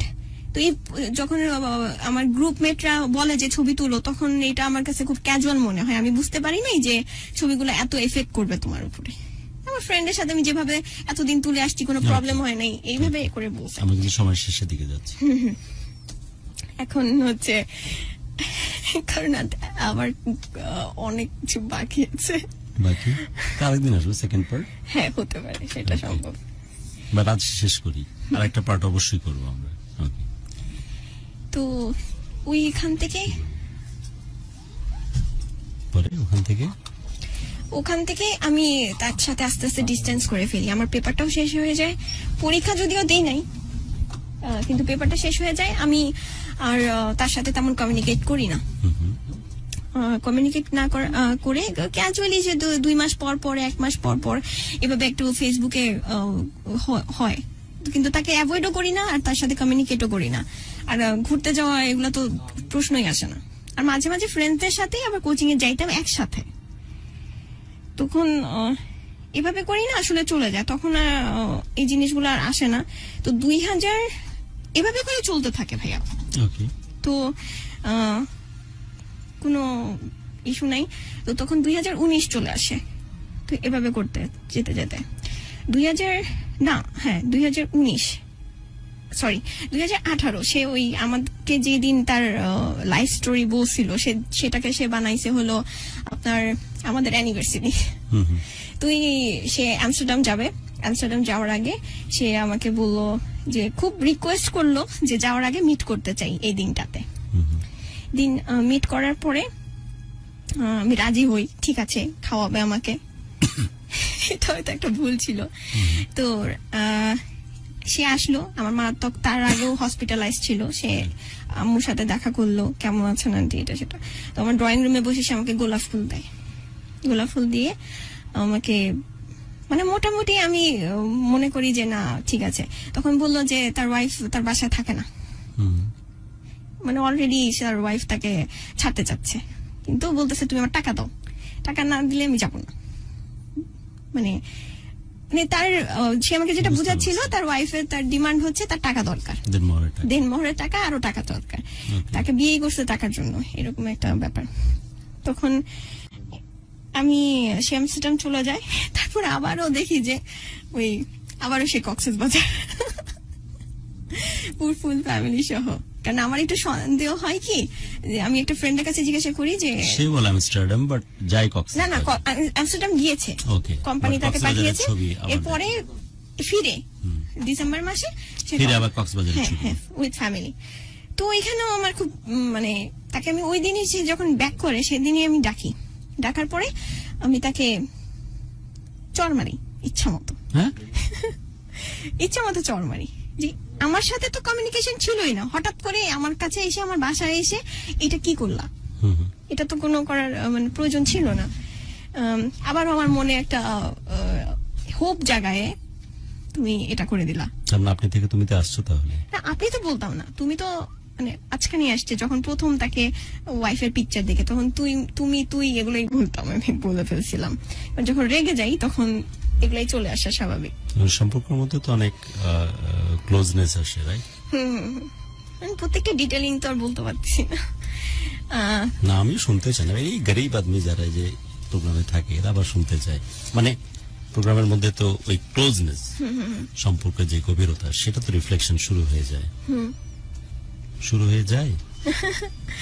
হয়তো ভিতরে ভিতরে যে আমার যে পার্সোনাল যে গ্যাপটা, মানে ফ্রেন্ডের সাথে তেমন নাই, ফ্রেন্ড নাই। ও তো ইন দ্যাট সেন্স পারভার্টেড না ওই সেন্সে তো মানে পারভার্টেড না, কারণ সেটা কিন্তু ভালোবাসার কারণে দুজনের কাছাকাছি আসছে, দুজনই টের পাওনি। ব্যাপারটা কি রকম? না, আমি টের পাইনি, ঠিক আছে, কিন্তু তার তো ইন্টেনশন খারাপ ছিল আমার প্রতি, এটা তো এখন ক্লিয়ার না। পরবর্তীতে বোঝা গেছে, মানে আমি যে কক্সবাজারের গল্পের আগে বোঝা গেছে যে সে তোমার সাথে কানেক্টেড হতে চাচ্ছে। Issue not only emotional, it's physically as well. না, তখন পর্যন্ত ওই দূরত্ব মেইনটেইন করতে। হ্যাঁ সব সময়। আচ্ছা, তুমি কক্সবাজারের কথা বললে, দেন ফিরে আসলো, তারপর সময় কম। তাকে চড় থাপ্পড় মারার পরে যেটা হয়, মানে আমি তাকে বলি যে আমি এখন আপুকে সব জানাই দেব। যে কেমনে চড় থাপ্পড় মারো? টিচার তো মানে মেরে দিলে এরকম কিছু? একদম ফার্স্ট টাইম চড় থাপ্পড় মারা? ওকে, কি করলা আসার পরে? মানে আসার পরে বসছে, তারপর ইচ্ছা মতো চিল্লিয়েছি। আমাদের শান্তিনগরে একটা দোকান ছিল, ওখানে আমি শাটারটা একটু নামায়ে, শাটারটা বললে যে একটু নামাও, নামায়ে ইচ্ছা মতো চড় থাপ্পড় মারি। টিচার এগুলো তখন আর ব্রেনে নাই? না, কিভাবে শুরু তখন আর টিচার কোথায়, বিগিনিং শুরু কিভাবে, মানে কিভাবে করলে তুমি? এই শাটারটা একটু নামান তো ভাই। তারপর তাকে বসাই ভিতরে আর এই সমস্ত চর্চাফোর মারি, চর্চাফোর মারে, সে অনেক কান্নাকাটি করে, এইটা করে এটা শেষ হয়ে যায়। তখন কোনো রকমের প্রতিবাদ নাই? না না না। আচ্ছা। তো এভাবে করে আমাদের ক্যাজুয়াল কথাবার্তা হতো, হাই হ্যালো এটা সেটা, কি করতেছো, কিভাবে, এভাবে হতো। কিন্তু 2019-এ এসে তার সাথে আমি আমার জন্মদিন, হ্যাঁ 4th October, 8 October, sorry 8th October, হ্যাঁ, এগুলো তো আমরা পারি না, এটা জন্মদিন মনে রাখতে না পারলে কেমনে কি? 8th অক্টোবর, ওকে। আচ্ছা। তো তখন বলতেছে তার ওয়াইফ এখন তার বাসায় একদমই থাকে না, সে পুরোপুরি সেপারেশন, কিন্তু ডিভোর্সটা হয়নি, ওই দেড় ইস্যু। তার সবসময় বলতো যে তার টাকা পয়সার অভাব, তার ফ্যামিলি খুব ক্রাইসিসে আছে, মানে এগুলা না আমাকে পেইন গুলা, সে যে পেইন গুলো দেখাতো না, ওগুলাতে আমি মায়াতে পড়ে গিয়েছিলাম। মানে সে সবসময় কান্নাকাটি করতো, সবসময় চোখে পানি। আপনি যদি স্ক্রিনশট গুলা দেখেন, সে আমাকে দেখা যাচ্ছে যে আমরা ভিডিও কল করতেছি, সেখানে তার চোখে পানি পানি টলটল। আমি জানি না কেমনে পারতো, বাট আমার কাছে খুব রিয়েল মনে হতো, বিকজ আমি কোনো ছেলের চোখে এভাবে করে পানি দেখিনি, এখন আপনার চোখে দেখতেছি। I'm not Ashik, man.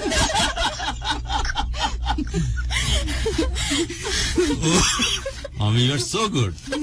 You're the best. চোখে পানি ঠিক একই রকম চোখে টলটল করে লাল হয়ে আছে। অমিকে তোরা কেউ 10-এ 10 দে, কিছু টেক্সট নাও প্রিয়াঙ্কা, কিছু কমেন্টস নি, but you are the best. Please আরেকদিন আমার প্রোগ্রামে আসো। আজকে আমার কাছে কেন জানি ফেসবুক আমাদের সাথে বিট্রে করতেছে, বাট যারা লিসনার্স আমাদের, যেইভাবে যে হাইপটা আমরা চিন্তা করেছিলাম, যেভাবে মানুষের কাছে পৌঁছানো, সেই সুযোগটা আমাদের হলো না। আমরা স্টোরিটা কমপ্লিট করব, তার আগে কিছু টেক্সট, কিছু কমেন্টস আমরা নিয়ে নিই।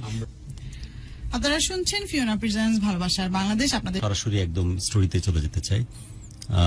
তুমি বলছিলে যে আমি যে এইরকম একটা সিচুয়েশন, ওকে তুমি কক্সবাজার থেকে ফিরে আসার পর যখন তুমি ছবিটা দেখলে, তখন তাকে মারধর করলে, তারপর আমাদের সময় একেবারেই নাই। হ্যাঁ 2019-এ আসে, তখন ওই যে বার্থডে থেকে সে বললো যে তার ওয়াইফ থাকে না, তো তার মার সাথে আমাকে দেখা করাবে। তো আমি প্রথমে একটু সংকোচ করি, আর তারপর তার বাসায় যাওয়া আসা করি। প্রথমে এসে বললো যে আমি তোমাকে স্টুডেন্ট পরিচয় দিব, আমি যাচ্ছি, আমার মা এখানে দেখো, কারণ যখন আফটার ডিভোর্স তখন যেটা হবে, আমি ইমিডিয়েটলি বিয়ে করে ফেলবো, কারণ আমার লাইফ তো অলরেডি অনেক হ্যাম্পার্ড, অনেক বছর ধরে একটা আনহ্যাপি রিলেশনশিপে আছি। তো আর আমি তো অনেক সাফারার, কারণ আমি সেই মেয়েকে পড়িয়েছি, তাই সেই মেয়েকে আমি পড়িয়ে তার স্টাডি কমপ্লিট করিয়েছি, কিন্তু সেই মেয়ে আমার সাথে দুর্ব্যবহার করে, আমার বাবা মার সাথে দুর্ব্যবহার করে। তো তখন আমি বললাম যে সংকোচ করি, কিন্তু আমি যাই। যাওয়ার পর তখন তার মার সাথে ভালো একটা রিলেশনশিপ ক্রিয়েট হয়, তখনও স্টুডেন্ট হিসাবে।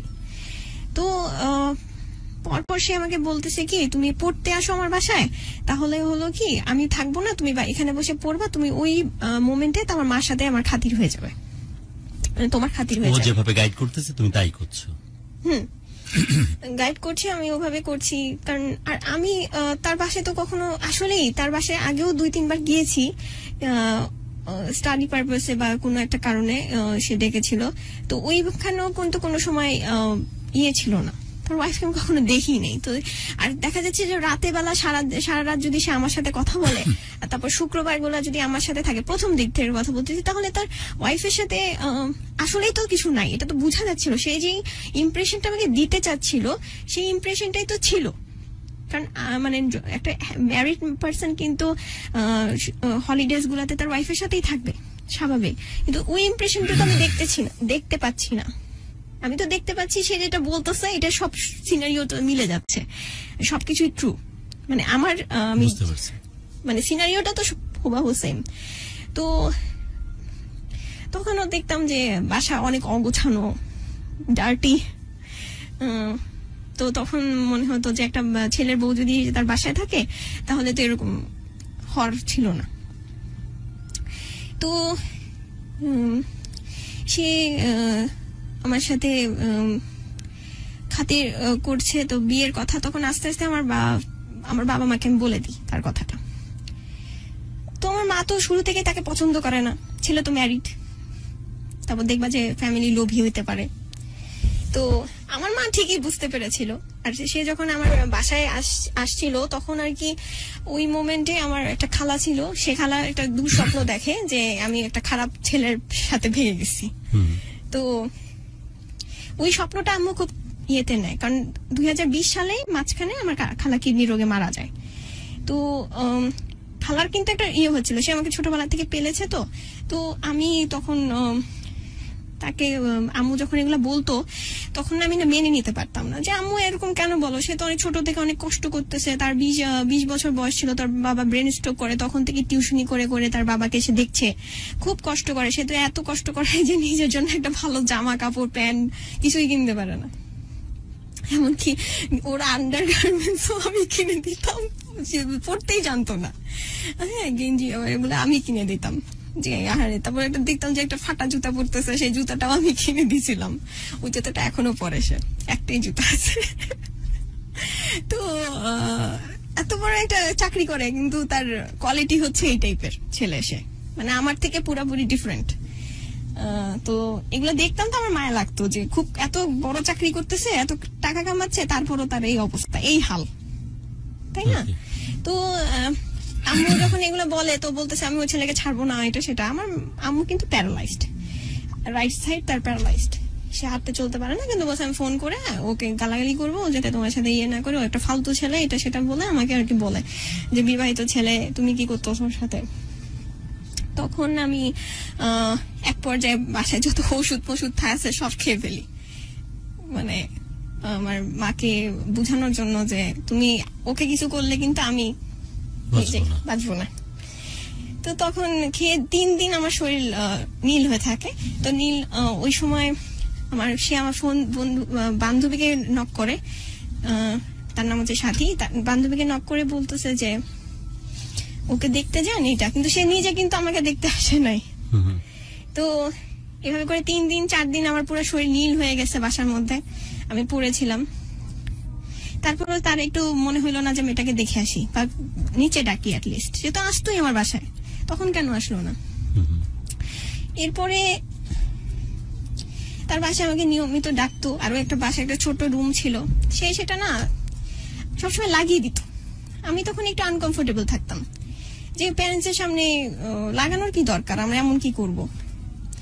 তো তখন সে লাগাই দেওয়ার পরে আমার সাথে গল্পই করতো, কিছু তখনও করে নাই।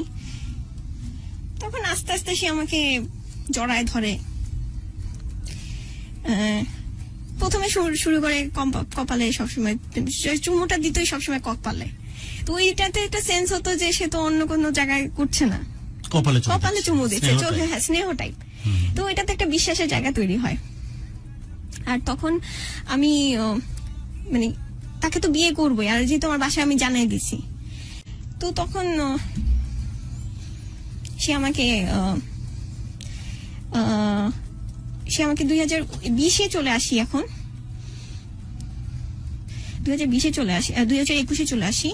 তো তখন আমি তখন মাঝখানে তারও তখনও ডিভোর্স হচ্ছে না, তখনও সে টাকা জোগাড় করতে পারে নাই, জব সুইচ করছে, ইয়ে করছে, কিন্তু আমি কিন্তু বলছিলে যে একটা রুমের মধ্যে হঠাৎ করে কেন দরজা লাগিয়ে দেয়, এগুলো আগে করতো না, কপালে চুমু দেওয়া, চোখে চুমু দেওয়া, এখানে কি ক্ষান্ত থেকেছে নাকি আস্তে আস্তে নিজেকে তোমার সাথে আরো ইন্টিমেট বিহেভ করার চেষ্টা করছে? পরবর্তীতে তুমিও তো প্রশ্রয় দিচ্ছ, কারণ সম্পর্ক একটা গভীরের জন্য তার সাথে তো আমার মায়া কাজ করছে, গভীর ভাবে মায়া কাজ করছে। তো আর যেহেতু তার জন্য আমি মরেও যাচ্ছি, তো ওইভাবে যেটা তুমিও ফ্লো হচ্ছে তার সাথে, মানসিক ভাবে শারীরিক ভাবে ফ্লো হতে হতে একদম এক্সট্রিম লেভেল পর্যন্ত পৌঁছে গেছে তুমি, তাই? বৈবাহিক জীবন একটা মানুষ যেভাবে পার করে সেভাবেই পার করতেছে তার সাথে, কোন রকম রেস্ট্রিকশন আর নাই না। তার আগে একটা ঘটনা ঘটে, সেটা হলো যে আমি তখনও 2020-এর শেষের দিকে তার সাথে পুরোপুরি ডিটাচ থাকতে চাই, কারণ আমি বিরক্ত হয়ে গেছিলাম, তার ডিভোর্স হচ্ছে না, সে লোন নিচ্ছে না, কিছুই করছে না, সে এই জব থেকে ওই জব করছে, এখনো তার লোন দেওয়ার জন্য কোনো হচ্ছে না। তখন আমি তাকে বারবার কিন্তু বলছিলে যে সে খুব ভালো একটা জব করে, হ্যাঁ তার লাখ টাকার উপরে, লাখ টাকার উপরে, তারপরে তার ফ্যামিলির জন্য ইট ইজ নট এনাফ, ওকে, যে কারণে কোনোভাবে সে কাবিন নামার টাকা ম্যানেজ করতে পারছে না। তারপর আপু কিন্তু তার ওই বাসায় থাকে না। ওকে, তারপর তো তখন আমি বিরক্ত হয়ে যাই, তখন তাকে SMS কিছু দিই যে আমি তোমার সাথে রিলেশন কন্টিনিউ করবো না, কোনোভাবেই করতে চাচ্ছি না, আমি এটা থেকে মুক্তি চাই। তখন সে আমাকে অনেক ধরনের SMS দেয়, যে SMS মেসেঞ্জার, এখানেই আমার এভিডেন্সটা এখন আছে যে সে আমাকে এগুলো করেছে। সে আমাকে বলেছে যে তোমার আমি তোমার মানে আমার বাবা মা তো সবাই জানে তোমার কথা, তোমার জন্য আমি এত সিরিয়াস, 3 বছর ধরে তোমার জন্য অপেক্ষা করছি শুধু তোমাকে পাবো বলে। তো এখন তুমি এটা আমাকে এখন এসে পোল্টি মারতেছো, তুমি মানে ওই যে এখন আমি যেটা বলি যে অতীতে আমি কেন ওই কথাটা বলেছিলাম আমার আগে এনগেজমেন্টের কথা, সে ওই জিনিসটাই তুললো যে তুমি এরকম করেই মানুষকে ছাড়ো। কারণ ওই ছেলেটাও তো আমাকে পছন্দই করে আগিয়েছিল, কিন্তু আমি তো ইয়ে করি নাই। তো ওই জিনিসটাই সে ইউজ করে আমাকে বারবার ম্যানিপুলেট করার জন্য। তখন আমার মধ্যে মনে হয় যে আমি তো আর যাই না হই বেঈমান তো না। তো তখন তাকে বলতে থাকি যে ঠিক আছে। তখন সে তার মায়ের জন্মদিন থাকে 2021-এ, সে আমাকে ডাকে, তখন আমি যেতে পারি না কোনো একটা কারণে, আমার বাবা মার সাথে বাইরে যাই। সে আমাকে ইচ্ছা মতো অপমান করে যে তোমার জন্য সম্পত্তি সব, তুমি তোমার ল্যান্ড দেখতে গেছো আমার মাকে 10 মিনিটস আমাদের হাতে। আচ্ছা, তো তুমি তোমার এটা দেখতে গেছো, তখন এটা কি হইলো। তখন আমি আবার যাই তার মার বাসায়, তার মা তো আমাকে মেনে নিছে, একদম ছেলের বউ, সবকিছু ঠিকঠাক। আর তার মা বাবার সামনেই তো দরজাগুলো লাগাই দিত। হ্যাঁ, এমন নয় যে আমি খালি বাসায় যাচ্ছি, আমি কিন্তু খালি বাসায় যেতাম না, তার মা বাবা কিন্তু প্রেজেন্ট থাকতো। তখন কিন্তু একদম স্বামী স্ত্রী যেভাবে লাইফ লিড করে আমরা ওই রকম লাইফের মধ্যে চলে গেছে ফিজিক্যালি, রাইট? হ্যাঁ, কোন রকমের রেস্ট্রিকশন, বাধা নাই আর। না, বাধা তো ঠিক আছে, ওইভাবে তো সে দেখা যাচ্ছে কিছু SMS দেখবেন ভাইয়া যে ওখানে সে বলতেছে যে আমি মা যখন কিচেনে কাজ করছিল তুমি পাশে দাঁড়াইছিলে, আমি তোমার কোমরে ধরেছি, আই ওয়াজ এনজয়িং, মানে আমার খুব ভালো লাগতেছিল। যে এটা তো বউদের সাথে করে থাকে না, অনেক সিনেমাতে আমরা দেখি যে শাশুড়ি কাজ করছে, বউ হাজবেন্ড ধরছে, তো এগুলো সিনেমার সাথে সে কানেক্ট করতে শুরু করে দেয়। তো তখন আমি ওকে বলি যে ঠিক আছে, মানে আমিও সবকিছু স্বাভাবিক নেই। আমি এটা তো বলছি এবং পাশাপাশি এটাও বলতেছি যে পরিবারের উপস্থিতিতে যখন দরজা লাগিয়ে দিচ্ছে তোমাকে নিয়ে, you are just flown away না ফিজিক্যালি, ওখানে তার কোনো রেস্ট্রিকশন নাই তোমার তরফ থেকে। না, রেস্ট্রিকশন থাকতো না সেটা না, কিন্তু আমি তখন ওই তার বাপ মার সামনে কি চিল্লাবো? But you just flown away, ওখানে তার কোন রকমের মানে একদম বৈবাহিক জীবনের পরে মানুষ যেভাবে জীবনযাপন করে। না, ও তো যে ছিল একটা জায়গাতে থামতে। হ্যাঁ, থামতাম, কিন্তু সে চাইতো যে he just want to flown away, right? কিন্তু তুমি আটকাতে বা বাধা দিতে কোনো একটা আন্টি এসে পড়বে, কি ভাববে এরকম একটা জটিলতা থাকতো। মুরব্বী মানুষ আমাকে কি ভাববে। তো তখন তার এটা আসলো, তখনও সে যে জানুয়ারি মাসেও আমাকে শেষে এগুলা মেসেজ দেখছে যে তুমি আমার সাথে এরকম করবা, তুমি এরকম পোল্টিবা, যেটা সেটা বলে আমাকে ম্যানিপুলেট করছে। এরপরে ফেব্রুয়ারি মাসে আমাকে সে একটা রেজর্টে নিয়ে যায়, তার ছুটি আছে, বন্ধের দিন। রেজর্ট? তুমি জানো তো রেজর্টের মানে? যেখানে একসাথে থাকা যায় দিনরাত। না, ওখানে আরো অপশন ছিল, কিন্তু আমরা চিন্তা করেছি কি যে ওখানে সারাদিন টায়ার থাকবো, ওখানে ড্রেস চেঞ্জ করে ফটোগ্রাফি করবো আমরা দুজন। এই ফাইনালি 3 বছর পরে ঘুরতে টুরতে গেছি। না, রাতের কোনো প্ল্যান ছিল, শুধু হ্যাঁ পুল পার্টি এরকম ইস্যু ছিল। তো তখন ওইখানে সে যেটা আমি প্ল্যান করে গিয়েছিলাম যে আমরা এভাবে এনজয় করব, পিকচার তুলবো, ওরকম কিছুই হয় না, তার উল্টাটাই হয়।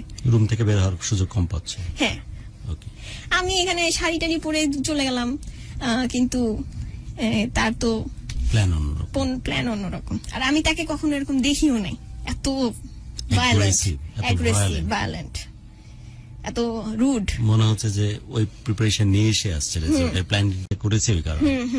দেন this is the very first time রেজর্টে গিয়ে you just lost your virginity, right? বললে কি কোন কথার প্রেক্ষিতে বুঝছো তো? হ্যাঁ, আই অলরেডি কোয়েশ্চেন না, this is the very first time you lost your virginity. তো যাই হোক, তো ওই ডিটেইল। কিন্তু তোমার ছোট্ট মানুষ তো তুমি, না? তখন কি এ লেভেল কমপ্লিট হয়েছে? কখন? যখন এই জিনিসগুলো চলতেছে, এই যে ঘটনা বর্ণনা দিচ্ছ, ইন্টারমিডিয়েট বা ও লেভেলের তো কমপ্লিটের পরেই ঘটনা। ও না, তখন তুমি অনার্স করতেছো, রাইট নাকি? না না, এখন তো না, ওই সময়কার কথা বলছি, যখন রিজোর্টে গেছো। কোন ক্লাসে তখন তুমি? এটা তো 2021-এর কথাই বলতেছি আমি, এই বছরের। এই বছর, আচ্ছা। তখন তো তোমার প্ল্যানিং কেমন যে তুমি ছবি তুলবে, কিছু ফটোগ্রাফি হবে, ফাইনালি আফটার 3 ইয়ার্স। তখন সে কিন্তু আমাকে বলছে, আমাকে বারবার বলতো যে আমার কিন্তু এই যে লোন পাস হয়ে গেছে। তার মানে তুমিও দেখতেছো যে ওর সাথে আমি সংসার করবো। এই প্রথম তোমরা বাইরে ঘুরতে গেছো, ছবি তুলবে, একটু পুলে হয়তো মজা করবে, এই সব দিন শেষে ফিরে আসবে। আমাকে ফোন করছে রেগুলার। ওকে, তার মাও রেগুলার ফোন করছে। কিন্তু এই প্রথম তাকে অন্যরকম চেহারায় দেখলে। হ্যাঁ, দেন তোমার না, চেহারা আমার সাথে আগে বদলে গেছে, কিন্তু ওই সময় আমি গিয়েছি কারণ ওই যে সবকিছু বিয়ে তো ফাইনাল হয়ে গেছে, এখন তো কোনো তেমন রেস্ট্রিকশন নাই। এখন তার লোন পাস হয়ে গেছে, 2 দিন পরে তার ইয়ে হয়ে যাবে। এরপরে মানে চেহারা আমি আগেই দেখেছি, কারণ সে হঠাৎ করে আমার ফ্যামিলি অ্যাসেটস এ ইন্টারফেয়ার শুরু করে। আমি যেটা কখনো ভাবতেও পারিনি যে তার সম্পত্তির উপরে তার আকর্ষণ আসলো কোত্থেকে, বা সে ইন্টারফেয়ার কেন করছে। তাকে তুমি কখনো এরকম ইন্টারফেয়ার করতে দেখিনি। আর আমি তখন বললাম, তুমি এখনো জামাই হও নাই, তুমি কেন সরল মনে তুমি এখানে গেছো, তোমরা একসাথে কিছু টাইম এক্সপ্লোর করবে, it's a very quality and good time.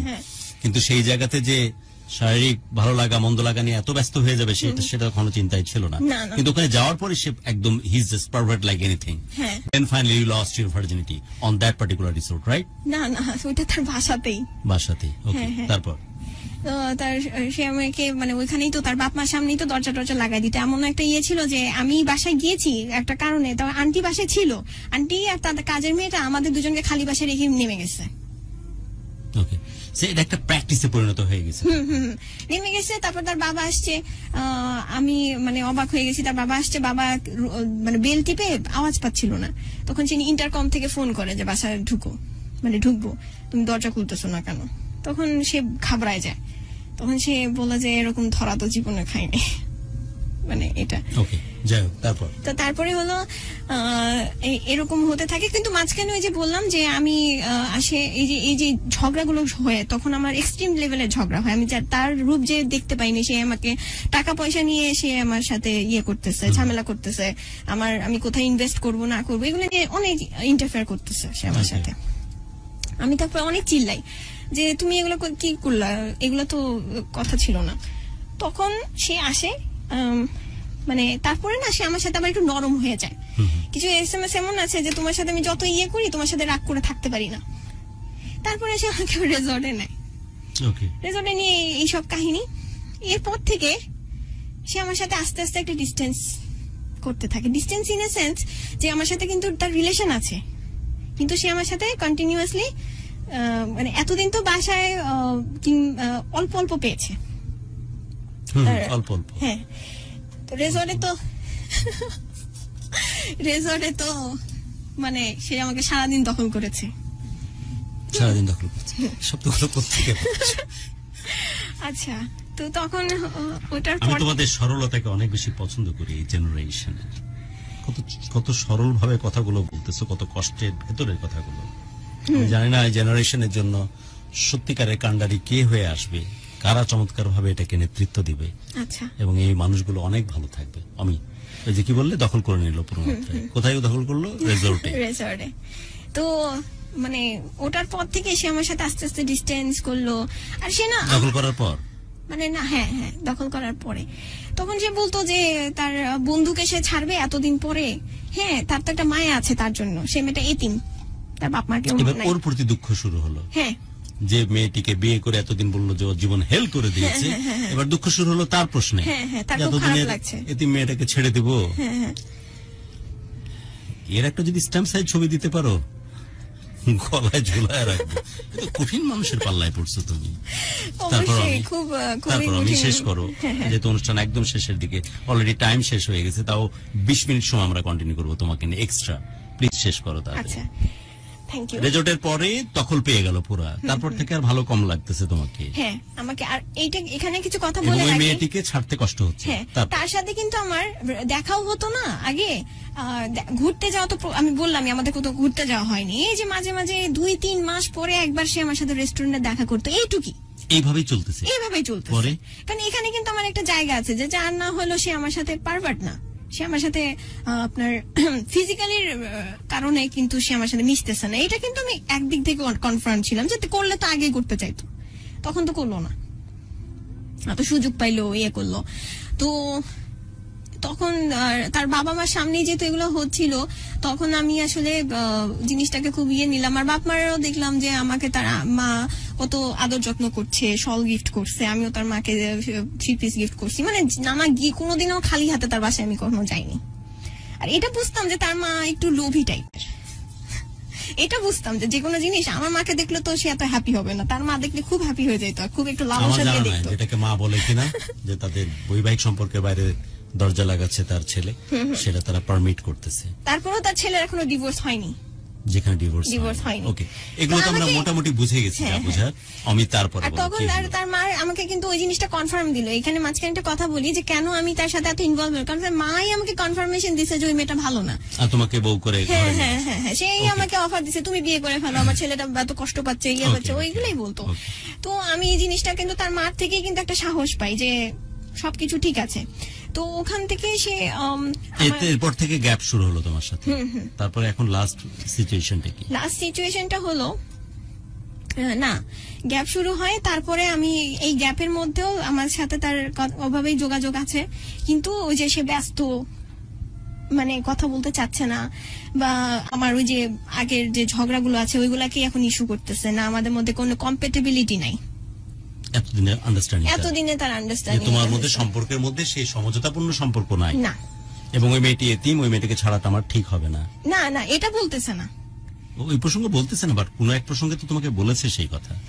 আগের যে বউ আর কি, যাকে তো ছাড়েনি, ওকে ছাড়া ঠিক হবে না, তার জন্য মায়া কাজ করতেছে। না না, এটাও বলতেছে না, ওইটা তার হবেই, ওটা মানে ওটা তার সব প্রসেসিং এ আছে। ওকে, বাট তোমার সাথে কম্প্যাটেবল না রিলেশনশিপ, সেটা প্রমাণ করছে। এবং আস্তে আস্তে তোমার সাথে গ্যাপ অনেক বেড়ে গেছে। এগুলো শুরু হচ্ছে তোমাকে পরিপূর্ণ দখল নেওয়ার পরে। তোমার ভাষায় যেমনটা রিজোর্টে বলছিলে যে আমার যখন পরিপূর্ণ দখল সে পেয়ে গেল, তারপর থেকে আমার প্রতি আগ্রহ তার কমে আসলো, এবং এই ধরনের বিহেভ সে করছে। এই হচ্ছে সম্পর্কের ধরন। বর্তমান কি অবস্থা? বর্তমান হচ্ছে যে মাঝখানে তার সে আমাকে ওর বাসায় যাই রমজান মাসের শেষের দিকে, তখন সে আমাকে একটা টেক্সট পাঠায় যে আমার আজকে গেছিলাম ওকে নিয়ে কাজী অফিসের অফিসে, হ্যাঁ আমরা একদম শেষেই আছি, হ্যাঁ হ্যাঁ, তো কাজী অফিসের অফিসে চলে আসছি। তো তখন আর কি তোমার ও অনেক টাকা ডিমান্ড করছে, ও সাইন করে নাই। তখন আমি আর খুব ডিভোর্স পেপারে সাইন করে নাই। আমি খুব ক্ষেপে যাই যে তুমি সারা জীবন বললা যে আমি নাকি কমার্শিয়াল মানে টাকা করি, তো তুমি এই আপুটা তো তুমি এমন কেন? তখন ওই দিন তার বাসায় যাওয়ার পরে তার ওই একই কাহিনী, তার মা আমাদের রেখে চলে বের হয়ে গেছে। তো সেই দিন সে আমাকে ফোর্স করে, মানে কনসেন্ট, মানে সবসময় তো একটা ফোর্সফুল ছিলই, মানে কিন্তু এইখানে সে আমাকে একটু অ্যাগ্রেসিভ ওয়েতেই ফোর্স করে। ইটস বিন রেপ না? Kind of it's been rape, তুমি ভদ্র করে বলতেছো। ওভাবেই থাকে। আর আমি ওই তখন থেকে খুব মানসিকভাবে আরো ভেঙে পড়ি, তা বিশ্বাস করতে পারি। You are in physical relationship last few months, এবং কনজুগেটিভলি তোমার সাথে ফিজিক্যাল রিলেশনশিপ তার চলতেছে। সে ইনিশিয়েট করতে, একটা পর্যায়ে তুমি তার কাছে আত্মসমর্পণ করতে, আর সেদিন ছিল ফোর্সফুলি, কাইন্ড অফ না, রেপ ছিল। হ্যাঁ, সেটা ছিল ফোর্সফুলি। আর তখন তার মা আসে, এসে আমি আন্টির সামনে কান না করি যে আন্টি তার জন্য তো আমি কম্প্রোমাইজ করি নাই। আমি তো আমার মাকে, আমার মার সাথে তার আমার রিলেশন খারাপ করে দিত, আরো বলতো তোমার মার সাথে তুমি যুদ্ধ, মানে এখন যদি তোমার মার সাথে তুমি না পারো তাহলে তো লাস্টে যে পোল্টি মারবা, তুমি আমাকেই ছাড়বা, মানে ওই যে ওই রিলেশনশিপটাকে সে, আমার আগের এঙ্গেজমেন্টটাকে সে ইউজ করতো, এই যে এভাবে করেই আমাকে বলতো। আর সে এই দিক থেকে আমাকে সব ফ্রেন্ডদের থেকে আলাদা করে ফেলছে, সবার সম্পর্কে তার একটা নেগেটিভ ধারণা। তা আমি ভাবতাম যে আমার তো হাজবেন্ড হবে, সেই তো আমার সবকিছু, আমার ফ্রেন্ড তো এত ইম্পর্টেন্ট না। সব জায়গাতে তুমি বিচ্ছিন্ন, সব জায়গা থেকে বিচ্ছিন্ন, যে কটা ছিল ওই কটার সাথে একদম বিচ্ছিন্ন, দেখা নাই, কমিউনিকেশন নাই। লাস্ট 1 মিনিট বলো, ফাইনালি কি হলো? আচ্ছা, ফাইনালি ওর পর থেকে আমার সাথে দেখা, ওই পরে সে আমাকে আবার হাতিঝিলে নিয়ে যায়, রাত 11:30 পর্যন্ত আমরা হাতিঝিলে থাকি। আর তখন সে আবার বুঝায়, আমাকে জড়ায় ধরে বুঝায় যে না আমি তো তোমার সাথে আছি, আমি তো কোথাও চলে যাচ্ছি না, খুব সফট আমার সাথে। আবার ম্যানেজ হয়ে যাবে। আমরা এই যে এই অক্টোবরে বিয়ের প্রিপারেশন।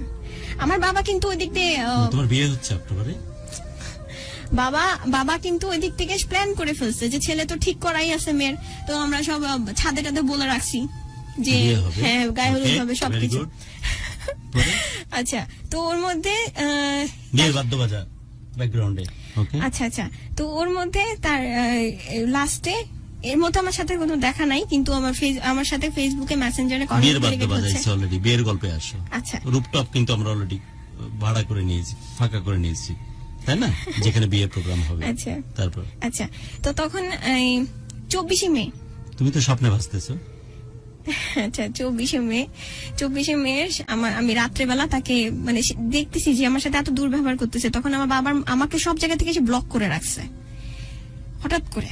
তো আমি আমার বাবার মোবাইল থেকে SMS করছি যে তুমি আমার সাথে যেগুলো করছো আমি কাউকে মুখ দেখাতে পারবো না, আমার তো জীবন ত্যাগ করা ছাড়া আর কোনো পথ নাই। এগুলো আমার বাবার মোবাইল থেকে লিখছি, তখন সে কল ব্যাক করে কি লিখছো এগুলা, তো এগুলো লিখে আমি বলতেছি তুমি তো আমার কোনো পথ রাখো নাই, আমি কাউকে মুখ দেখাতে পারবো না, এখন সবাই জানে, ফ্যামিলি না জানতো অন্য হিসাব ছিল, আমার বাবা জানে, মা জানে, মার জন্য এত যুদ্ধ করলাম তোমাকে নিয়ে। তখন সে রাতেবেলা আমার সাথে ভোর 4টা পর্যন্ত মেসেঞ্জারে কথা হয়, কিন্তু রাত্রেবেলা সে আসে আমার বাসার নিচে কোনো আপডেট ছাড়া। আমি আমার বিড়াল আছে তো বিড়ালকে নিয়ে ওয়াকে যাই, তখন তাকে দেখি, তখন বলতো তোমার সাথে কিছু ফাইনাল কথা আছে, খুব রুডলি বলছে এখানে আসো, কোনো ফোন নাই কিছু নাই, তাকে রাস্তায় আমি পাই, রাস্তাতেই হয়। তো আমি বললাম যে বাসায় বসো, তখন মানে সে সংকোচ করছিল, বলছে যে কোথায় আঙ্কেল আন্টি, আমি বলছি যে সিএনজি করে উঠাই দিছি, ইয়েতে গেছে, মন ভালো ছিল না আমি যাইনি, বসো। তো ওখানে বসে সে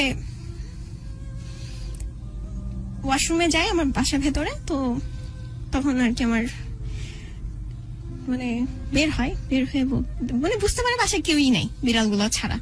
তো তখন আর কি মানে একটা ঝগড়া হয়, তো আমার বাবার রুমে নিয়ে যে ওই সেম কাহিনী। তো ওই সময় মানে আমি তখন আরো বেশি ভেঙে পড়ি, বিকজ আমি খুব মানসিক ভাবে আর খুব যন্ত্রণা ফিল করি, ব্যথাও পাই। তো তো মানে আমি ভাবতে পারতেছিলাম না যে মানুষটার জন্য আমি জান দিচ্ছিলাম, আমি তার নাম বাঁচানোর জন্য, তাকে প্রোটেক্ট করার জন্য মানে এত কষ্ট করলাম, এত কম্প্রোমাইজ করলাম, তারপরও এটা কি হলো। মানে আর সে যেহেতু আমি তার থেকে অবশ্যই আমার শরীরে জোর বলবো না, কিন্তু আমার শরীরে অ্যাগ্রেশন জিনিসটা আমার বেশি, রাগ হলে আমি খুব অ্যাগ্রেসিভ হয়ে যাই, কিন্তু ওই সময় তো মানসিক ভাবে খুব উইক হয়ে গেলাম, তার বিহেভিয়ার দেখে ভেঙে গেছি, কারণ সেন্টিমেন্ট তো সে যখন এটা করলো তখন আমি আর মানে জোর মানে আমি একদম জীবিত লাশ খুব অল্প সময়। তারপর এরপরে সে আমাকে বললো যে বাবা মাকে বুঝাবো, মা রাজি, বাবার ঠিক নাই, তো কিছু সময় দাও। কতবার বলবে এই কথা আমি, আর তুমি কতবার বিশ্বাস করবে? না এখন তো বিশ্বাস না, এখন হচ্ছে এটাই আমার বাসায় তো সবাই ব্যান্ড বাজা এরকম হ্যাঁ রেডি, বাবা প্ল্যান করছে ফার্নিচার টার্নিচার সবকিছু। তো তখন আর কি ও চলে যাওয়ার পরে আমি ও আমাকে পরে আবার ব্লক করে রাখে সবকিছুতে। তো আমি ওইটাই করি যে ঠিক আছে আমাদের কিন্তু ওই যে ভাইয়া প্রথম থেকে বললাম না যে মাঝখানে অনেক গ্যাপ থাকতো, 2-3 মাস দেখা নাই, সাক্ষাৎ নাই, তো আমি ওই জিনিসটাই ভাবলাম যে আমার প্রতি রাগ আছে, ঠিক হয়ে যাবে, বাড়িতে কিন্তু প্রিপারেশন চলছে তোমার, হ্যাঁ ওই ছেলেকে ঘিরে, মিনওয়াইল ওদের ডিভোর্সও হয়ে যায়, ওটা হয়ে যায়, ডিভোর্সটা হয়ে যায়।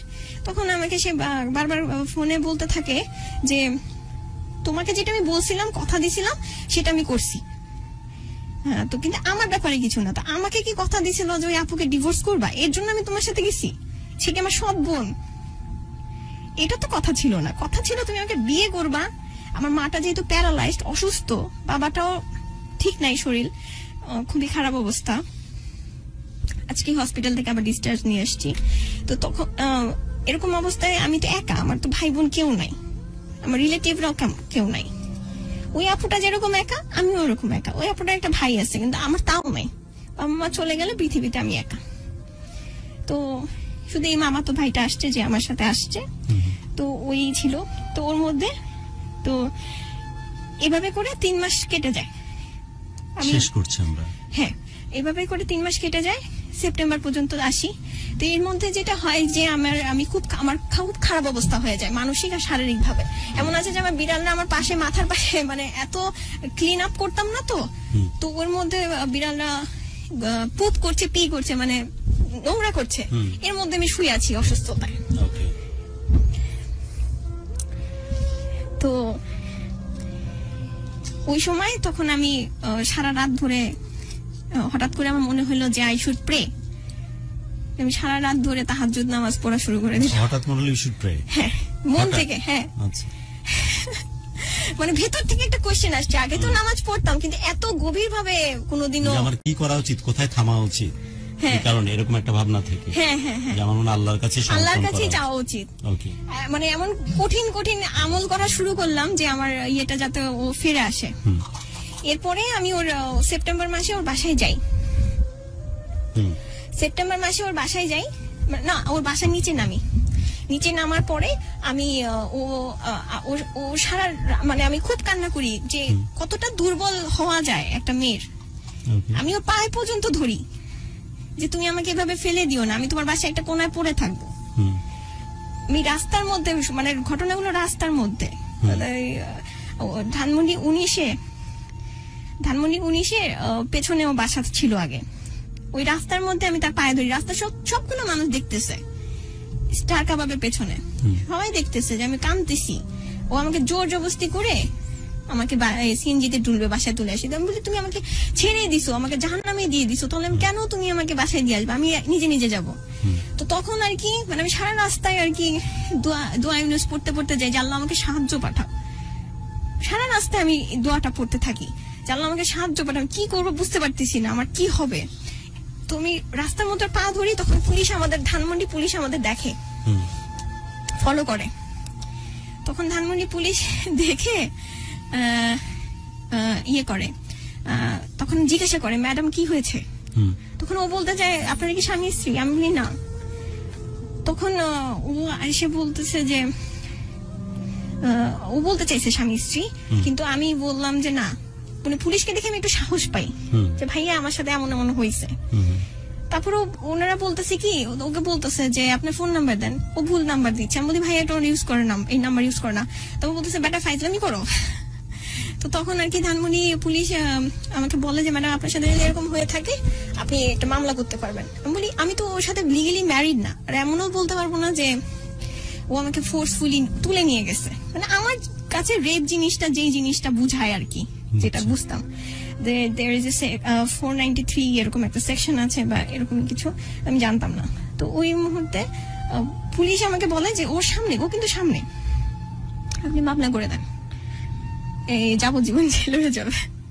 এরপরে আমি যখন বুঝতে পারি যে ওইখানে আরেকটা মেয়ে ইনভলভ আছে ওর সাথে কথা বলে, যে আরেকটা মেয়ের সাথে সম্পর্ক হয়েছে, আলাদা একটা মেয়ে।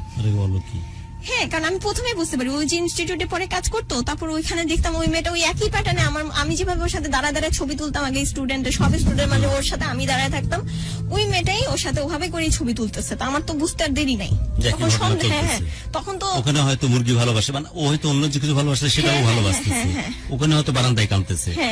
আমার চোখে তো পানি পাওনি, না বড় ভয় আছে কোনো জন্য ম্যাচ না হয় আশিকের সাথে। তারপর হলো কি, তখন আমার যে সন্দেহ, কিন্তু ওই মুহূর্তে আমার ভিতর থেকে কথাটা আসে যে এটা কনফার্ম যে ওর লাইফে একটা মেয়ে আছে। তো ওর মধ্যে আমি তখন চোখ মুছি, পুলিশ যখন আমাকে কথাটা বলে যে এখন আমি একটা ওয়ে পাইছি, আমি চোখটা মুছি, তখন রাস্তায় আমি স্ট্রং। তখন আমি ওখানে চিল্লাই যে ভাইয়া ওর সাথে আমি যাবো না, মামলা করবো। তখন পুলিশ ওকে আমার সাথে সিএনজিতে উঠায় দেয়, পল্টন থানায় উঠায় দেয়। মানে যেহেতু সিএনজি ওয়ালার কাছে একটা মেয়েকে রাত 1-1:30টার সময় ছাড়তে পারে না, তখন ওখানে অফিসার অপু, ছেলেটা খুব মানে আমার জন্য ফেরেস্তা হয়ে আসছিল সেদিন, কারণ আমি কোনো ওয়ে জানতাম না তো এইসব। তখন আর কি আপনার পল্টন থানা ওই সিএনজি ওয়ালাকে বলে যে এর যাতে কোথাও না নামে, ম্যাডাম আগে বাসায় যাবে, তারপরে একে আবার নিয়ে আসবা। তো সিএনজি ওয়ালার ফোন নাম্বার নিয়ে যায়, পরে পল্টন থানার মধ্যে নিয়ে আসি। এখন তো ওখান থেকে পালায়, আমাকে ড্রপ করে। আমি তো বাসায় যাবো না, আমি বলছি এখনই পল্টন থানায় যাবো, বাসায় যাবো না। বলছি না, কালকে সকালে যাও। আমি বলছি না, তুমি আমার বাপ মার কাছে মাস চাবা, তারপর তোমাকে আমি ছেড়ে দেবো, তুমি আমাকে বিয়ে না করো। কিন্তু আমার বাপ মা যে সাফারটা আমার জন্য করলো, তার মাপ চাইতে হবে। সে ওখান থেকে দেখলাম যে আমি পুলিশের কাছে যাচ্ছি, তখন সিএনজি নিয়ে সে পালাইছে, ভাই দৌড় দেন। তো এরপরে যেটা হলো যে আমি এখন ডিটারমিন যে মামলা করব। তারপর আমি ওখান থেকে বললো যে ম্যাম আপনার সাথে যেটা এটা হয়েছে, মামলাতে এখন যায়েন না, থানা থেকে দেখবেন মিউচুয়াল হয়ে গেছে, আপনি এক কাজ করেন, এখানে না করে ধানমন্ডিতে যান, কমপ্লেন দেন, মামলা পরে দেখেন, ওরাই আপনার ইয়ে করে দিবে। তো ধানমন্ডি থানায় যে আমি যে আমাকে যে অফিসার দিয়েছে, আমি তার কাছ থেকে অনেক নেগলিজেন্স পাই। সে আমাকে আরো উল্টা প্রশ্ন করে, ওদের সাথে কথা বলে তো খাতির করে, মানে কি হয়েছে আমি জানি না। তো আমি আমার সাথে প্রথমে খুব পজিটিভ থাকে, ওর বাসায় পুলিশও যায়, ও তো জানে যে রাত্রে এরকম হয়েছে, ও কমপ্লেন করতে পারে। তো ওরা বাপ মাকে নিয়ে সব পালায়, বাসা পুরা খালি। এরপরে ওদের দারোয়ান যে আছে সাইফুর, সে বলে যে এর রেগুলার আসা যাওয়া ছিল, কালকে রাতেও এদেরকে দেখছি। তো তারপরও ওই পুলিশটা কোনো অ্যাকশন নেয় না। সে আমাকে আরো উল্টা, যখন পরবর্তীতে সে আমাকে আরো উল্টা বলে যে আপনার কি কোনো দোষ আছে নাকি, আপনি নাকি বাপমার কাছে রোজ চলে যাবেন, এগুলো পয়েন্ট আউট করে। সিচুয়েশন কি ফাইনালি সবের? এখন আমি যেহেতু ইয়ের থেকে কোনো হেল্প পাইনি, তখন আমি কোর্টে চলে যাই। আমার তখনই একটা ফ্রেন্ড আসে, অ্যাডভোকেট মাহাথির রহমান রাতুল, সে আমার ফ্রেন্ড, লন্ডন থেকে ব্যাক করে, ওইটাও এক আল্লাহর রহমত যে আসে। সে তার হাইকোর্ট সুপ্রিম কোর্টের টিম নিয়ে বসে যে কিভাবে জিনিসটা করা যায়। তখন কোর্টে জাজ আমাকে জিজ্ঞাসা করে, মানে লয়ার বলেন না, আমাকে ডাইরেক্ট জাজ জিজ্ঞাসা করে যে কি হয়েছিল। তখন আমি বলি সিচুয়েশন গুলা। তখন এরকমও সচরাচর হয় না মামলাতে যে আগে দেওয়া হয় যে পিবিআই সিআইডি কে ইনভেস্টিগেশনের জন্য, কিন্তু আমার কেসে যেটা হয়েছে ডাইরেক্ট অ্যারেস্ট। আচ্ছা, আশিককে অ্যারেস্ট করছে? আশিককে অ্যারেস্ট করেছে, এবং পল্টন থানার যে আমার এখন আয়ো আছে জাহিদুল আলম, আর আরেকজন আছে এসআই সুমন, তারা খুব এক্সেলেন্ট কাজ করেছে। আর তাকে আশিককে অনেকদিন ফলো করা হয়েছে, যেটা আমার ভাই করেছে, খান মোহাম্মদ রনি, যে আমার পাশে এসছে, খুব এক্সেলেন্টলি একটা ডিটেকটিভের কাজ করেছে। তাকে আশিক আমার এই 8 অক্টোবর আশিককে ফলো করা হচ্ছিল। আশিক জানে না, নতুন জামাই সেজে বসে আছে। ও বলতেছে কি, মানে মনে হচ্ছে আছাড় মারি, এসে ঘুরতেছে। ওকে যদি থানার কাগজটা এখনই চলে আসতো, এখনই ওরে ধরে আছাড় মারতাম। কিন্তু ও আশিকও জানে না ওকে ফলো করা হচ্ছে। তো পরে যেদিন আসে মঙ্গলবারে, ওকে সবাই একটা টিম বসায় ওর বাড্ডাতে, ওর গার্মেন্টস এর সামনে। ও যখনই বের হয়, সিগারেট টিগারেট ধরলো, এসআই সুমন সে যায় ওর হাতটা ধরে, আশিক ও সিগারেটটা জাস্ট নামায়, আপনি কে? তখন হাতের সাথে বাম হাতটা টান দিয়ে হ্যান্ডকাপ পরায় ফেলে, টান দেওয়ার পরে ওকে নিয়ে আসে। যেই পল্টন থানায় শেষ, ওর সাথে দেখা, সেখানেই আমি ওকে যাই পাই, আবার দেখা। আর এর মধ্যে ওর মা আমাকে ফোন করে, তো মাঝখানে অনেক কথা বলছে, ওর মা আমাকে ফোন করে, এটার একটা মামলা আছে, নন এফআইআর মামলা ওর মার এগেনস্টে, যে আমাকে ফোন করে একাধিক ভাবে বলতো যে অনেক ছেলেরাই তো অনেক মেয়েদের ইউজ করে ছেড়ে দেয়, ওরা কি যে মামলা করে? তুমি যদি মুসলমানের বাচ্চা হও, এক বাপের জন্মের হও, তাহলে এগুলো করবা না। প্রথমে একটু কদিন আবার বিয়ের কথাই বলছে যে বিয়ে করবা আশিককে, পরে আবার এইসব কথা বলতো। এখন কি জেলে আসে? আজকে 10তম রাত ওর। আর ইউ স্যাটিসফাইড সব মিলিয়ে? সন্তুষ্ট কিনা তুমি? আমি সন্তুষ্ট। আমি এখন আমার ইনভেস্টিগেশন চলছে, এই আমার আয়ো জাহিদুল আলম উনি করছেন। ভাইটা ভালো। নিকনেম কি? অমি। আর আনুমানিক বয়স কত হবে এখন তোমার? আমি 30। মানে ওর সাথে যখন আমার ইয়ে হয় 25, কারণ আমি 25 থেকে এই পর্যন্ত বয়স কিন্তু আমি তার জন্য অপেক্ষা করেছি এক প্রকারে। রিলেশন আই লাভ ইউ হোক আর না হোক, মন থেকে কিন্তু অপেক্ষা করেছি। বাবা তো এখন অসুস্থ, আজকে তো হসপিটালে। আমার বাবা অসুস্থ হয়, এখন তার মনেও থাকে না কিছু, সে অনেক এক্সট্রিম অসুস্থ, অনেক দিন ধরেই প্যারালাইজড। আর বাবা ছোটবেলার সময়গুলোর কথা বেশি মনে পড়ে না? আমি যে সময় বাবা মার মধ্যে দারুণ এক সম্পর্ক, সবাই অ্যাক্টিভ, তোমাকে মানুষ করার জন্য সবাই পাগল হয়ে আছে, এই মুহূর্তগুলোর কথা মনে পড়ে? কোন স্পেশালি কোন দিনটার কথা বেশি মনে পড়ে? কোন সময়ের কথা? ও লেভেলের পর থেকে তো গল্প চেঞ্জ হয়ে গেল, যেহেতু বিয়ে করলে না তার পছন্দের পাত্রকে, কিন্তু তার আগ পর্যন্ত অনেক ভালো মুহূর্ত কাটিয়েছিল, যে একমাত্র সন্তান তো তোমার। বাবা মার ওই কথাটা এখন স্কিপই করি আমি, আর 2 মিনিট নিব একটা ইম্পর্টেন্ট ইনফরমেশন দিয়ে। মাঝখানে এই মামলার প্রসিডিওরের সময় আমি ওই আপুটার সাথে কথা বলি, একটা মিউচুয়াল ফ্রেন্ডের থ্রুতে তার সাথে করি, যে আমার মধ্যে একটা অনুতাপ কাজ করে যে আজকে আমি আরেকটা মেয়ের সাথে দেখি আমার যে মধ্যে যে কাজ করছে, হয়তো আমার সাথে জেনে আপুটার মনে ওই ফিলটা করছে। আমি হঠাৎ করে নামাজে তার জন্যই কেঁদে ফেলি রাতে বেলা, যে আপুটার জন্য আমি মনে হয় তার ডিভোর্সের জন্য কি ইনডাইরেক্টলি দায়ী। এক্স্যাক্টলি, যেমন নতুন যে সম্পর্কে জড়িয়েছে আসি, ওকে ঘিরে যেমন তোমার চিন্তা হচ্ছে, একই দীর্ঘ নিঃশ্বাস তুমি কারণ হয়েছে কিনা আগের বর্তমান আগের যে বউ ছিল তার জন্য। তো তখন এই আপুটার সাথে মিউচুয়াল করি, আপুটা আমার সাথে কথা বলে। আমি ভেবেছিলাম যে আপুটা আমাকে চট থাপ্পড় মারলো, আমি মেনে নিব, আমি তার পায়ে ধরে মাফ চাবো। কিন্তু ঘটনা এখানে চেঞ্জ হয়ে যায়। আপুটা কমপ্লিটলি অপোজিট যেটা আমাকে আশিক বলছে, ওর মা যেটা বলছে সব দিক দিয়ে। সে বলছে আপুটার মুরগি ছিল, আপুটা বিড়াল পালে ঠিক আমার মতো। ও নাটক করছে। আপুটা একটা এতিম মেয়ে, তাকে তার বাপ মা মারা গেছে এবং তার বাপ মার সাথে এক্সট্রিম লেভেলের খারাপ ব্যবহার করা হয়েছে। আপুটার সাথে খুব, আপুটা আমাকে জানায় তুমি দায়ী না, তুমি যদি না হতে আরেকজন হতো, কারণ যেমন আরেকজন হয়েছে না, তোমার পরেও তো আরেকজন হয়েছে না। এই গল্পের এই জায়গাটা একটু কনভারসেশন আমরা নিজেদের জায়গা থেকে চেষ্টা করেছিলাম। আপু বলতে আমাদের আজকে অমি যে আশিকের কথা বলছে, আশিকের প্রথম স্ত্রী। আমরা তার সঙ্গে একটু কথা বলার চেষ্টা করেছি।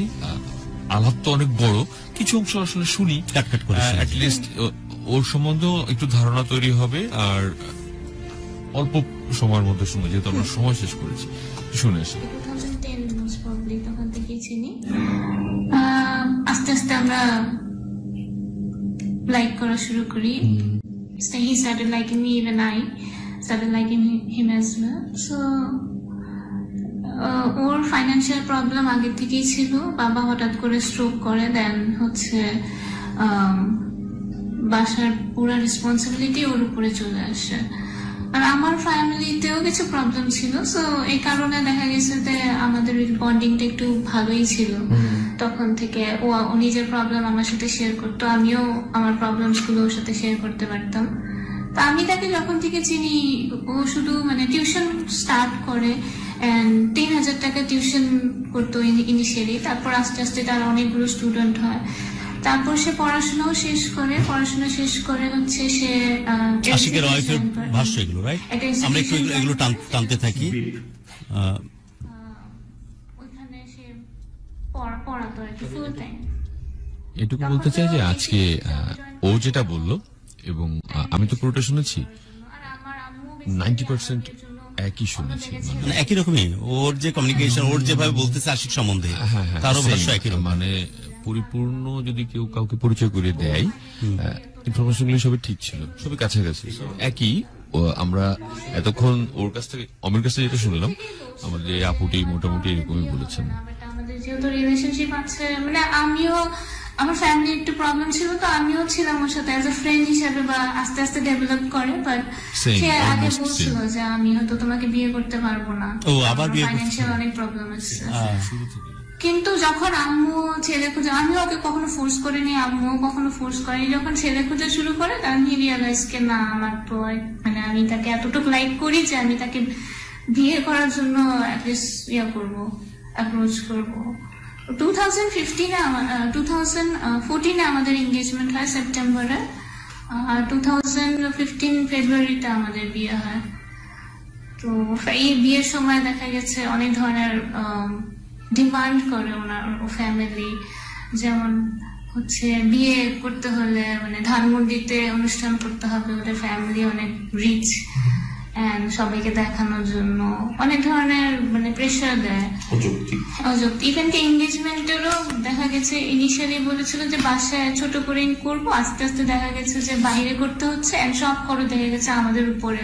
মোটামুটি আমরা কিন্তু ক্লিয়ার, যেমনটা জুয়েল বলছিল যে যেইভাবে ও বলতেছে আশিকের সম্বন্ধে, সম্পর্কের ধরনটা যেন একই রকম, অলমোস্ট একইভাবে তার সাথে সম্পর্ক করা, দেন টাকার অজুহাত দিয়ে সম্পর্কটা একটা প্রলং করা, দেন ফাইনালি বিয়ের দিকে নিয়ে যায় এবং টাকার প্রতি ডিমান্ডিং করা, যেটা ও বলছিল যে সম্পর্ক আর্লি স্টেজে তার পৈতৃক সম্পত্তির দিকে তার ইনভলভমেন্ট, আগে ছিল না, সেটা পরে, হ্যাঁ। সো একই রকম ধরন আমরা দেখতেছি।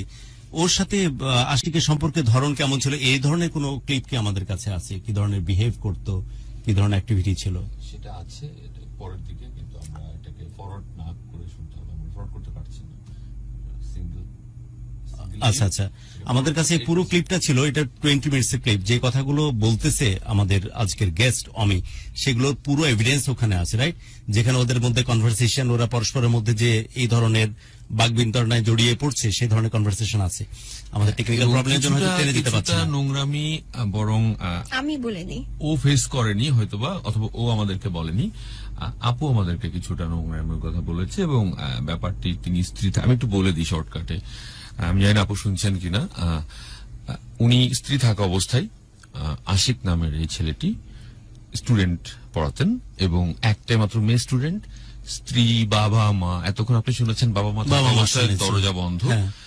শকিং পার্টটা হচ্ছে স্ত্রী থাকা অবস্থায় দরজা বন্ধ, তবুও ওই মেয়েটি অপেক্ষা করেছে, সুযোগ দেওয়ার চেষ্টা করেছে যে স্বামী তার ফিরে আসবে একসময়। অথবা আমি ভুল বুঝছি, হয়তোবা এটা না, পড়াতেই পারে 2.5 ঘন্টা 3 ঘন্টা এরকমই। আর ওই মেয়েটাকে আমি চিনি, আমি যখন ওকে দেখতাম আমাদের ইনস্টিটিউটে, আমি ওকে দেখি না একটা নেগেটিভ ভাইব পাইতাম। এবং যে প্রোফাইল উনি বিলং করেন, একেবারে মানে এতটা পজিটিভলি নেবার কিছু নেই। মানে উনি কেন জানি ইচ্ছা করে বোকা হয়েও ইগনোর করবার চেষ্টা করছিলেন।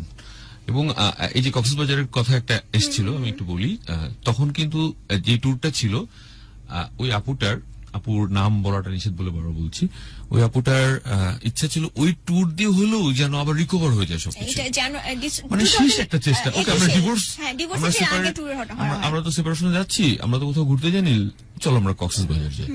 তো শেষ চেষ্টাটা উনি করেছেন এইভাবে। এবং বিয়ের 3 মাসের মধ্যে তার মা মারা যায়, এবং তার বাবা অসুস্থ ছিলেন, তার কয়েক বছর পরে তার বাবা মারা যান। মোটামুটি সিঙ্গেল সে পুরো এই বিষয়গুলি ফেস করেছে, এবং এটা তার জন্য আসলে টাফ ছিল। এবং কি করে আসলে ওর খারাপ লাগার কারণটা হয়তো ওই জায়গাটাতে না, এটা প্রথমে কক্সবাজার, কিন্তু এখানে যে আশিক ওর ওয়াইফের সাথে এভাবে ঘুরে বেড়াচ্ছে, এটা তো আমি জানি না। ইভেন আমি তার আশিক যে ইনস্টিটিউটে জব করতো পরে, তখন তার পার্টনারকে মাঝখানে মার্চ মাসেই কিন্তু কল করে বলি যে ভাই আমার সাথে তার রিলেশনশিপ। তখনও এই নতুন মেয়েটার কথাও সে আমাকে বলেনি, আর বলে নাই যে আপুর সাথে তো আমি ফেসবুকে দেখি, তাহলে আপনি এটা কি বলতেছেন, কি সম্পর্ক আপনার সাথে, এটাও কিন্তু সে আমাকে কোয়েশ্চেন করেনি, সে শুনে গেছে। তো কেমন ইনস্টিটিউট যে এরকম একটা ম্যারিড একটা আরেকটা মেয়ে ফোন করে বলতেছে, ওই মেয়েটাকে তো অ্যাটলিস্ট চিনে, তার এক্স ওয়াইফকে তো তারা চেনে, তাই একই কমিউনিটিতে বিলং করে, আমি না হয় আরেকটা স্টুডেন্ট। আর নতুন মেয়েটার সাথে যে মেলামেশা করছে তাদের চোখের সামনেই হয়েছে। এটা কেমন ইনস্টিটিউট যে সবকিছুই তারা অ্যালাউ করছে। আমরা অনুষ্ঠান শেষ করছি, 1 ঘন্টা অলরেডি, একটা অনুষ্ঠান শেষ করার কথা 1:30 বাজে, 30 মিনিট সময় আমরা পার করে এসেছি। জি ভাইয়া, বাট এটা সত্যি অনুষ্ঠানের একদম শেষ মুহূর্তে। আমরা জুয়েল, থ্যাঙ্কস যে আপডেট গুলো খুব সংক্ষেপে এত চমৎকার করে ডিটেলে দেওয়ার জন্য। বাট পুরো যে কষ্ট করে ক্লিপটা তৈরি করেছিলে তুমি, সেই ক্লিপটা আমরা ডেলিভার করতে পারলে আরো হয়তো প্রপারলি কমিউনিকেটেড হতো। কিন্তু অনেক বড় ক্লিপ, 20 মিনিটসের ক্লিপ আমরা চাইলে আসলে চালাতেও পারি না। আর ওইটা মনে হয় টেকনিক্যাল প্রবলেমের জন্য আমরা চাইলেও এটাকে ফাস্ট ফরওয়ার্ড করে শুনতে পারি না, তাই তো জুয়েল? হ্যাঁ। আচ্ছা, এনিওয়ে, তারপরে জুয়েল পরিষ্কার ভাবে বলেছে, কারো যদি অনুরোধ থাকে যে পুরোটা শুনবেন, আমাদেরকে জানালে আমরা ক্লিপটা দিতে পারবো, কারণ আমরা এটাকে প্রচারযোগ্য করেই আজকে তৈরি ছিলাম। এটা আমাদের লুকাবার কিছু নেই, স্পেশালি যে এফোর্ট দিয়ে তুমি এই জিনিসটাকে প্রচারযোগ্য করার জন্য অনেক এফোর্ট দিয়েছো বলে আমি জানি।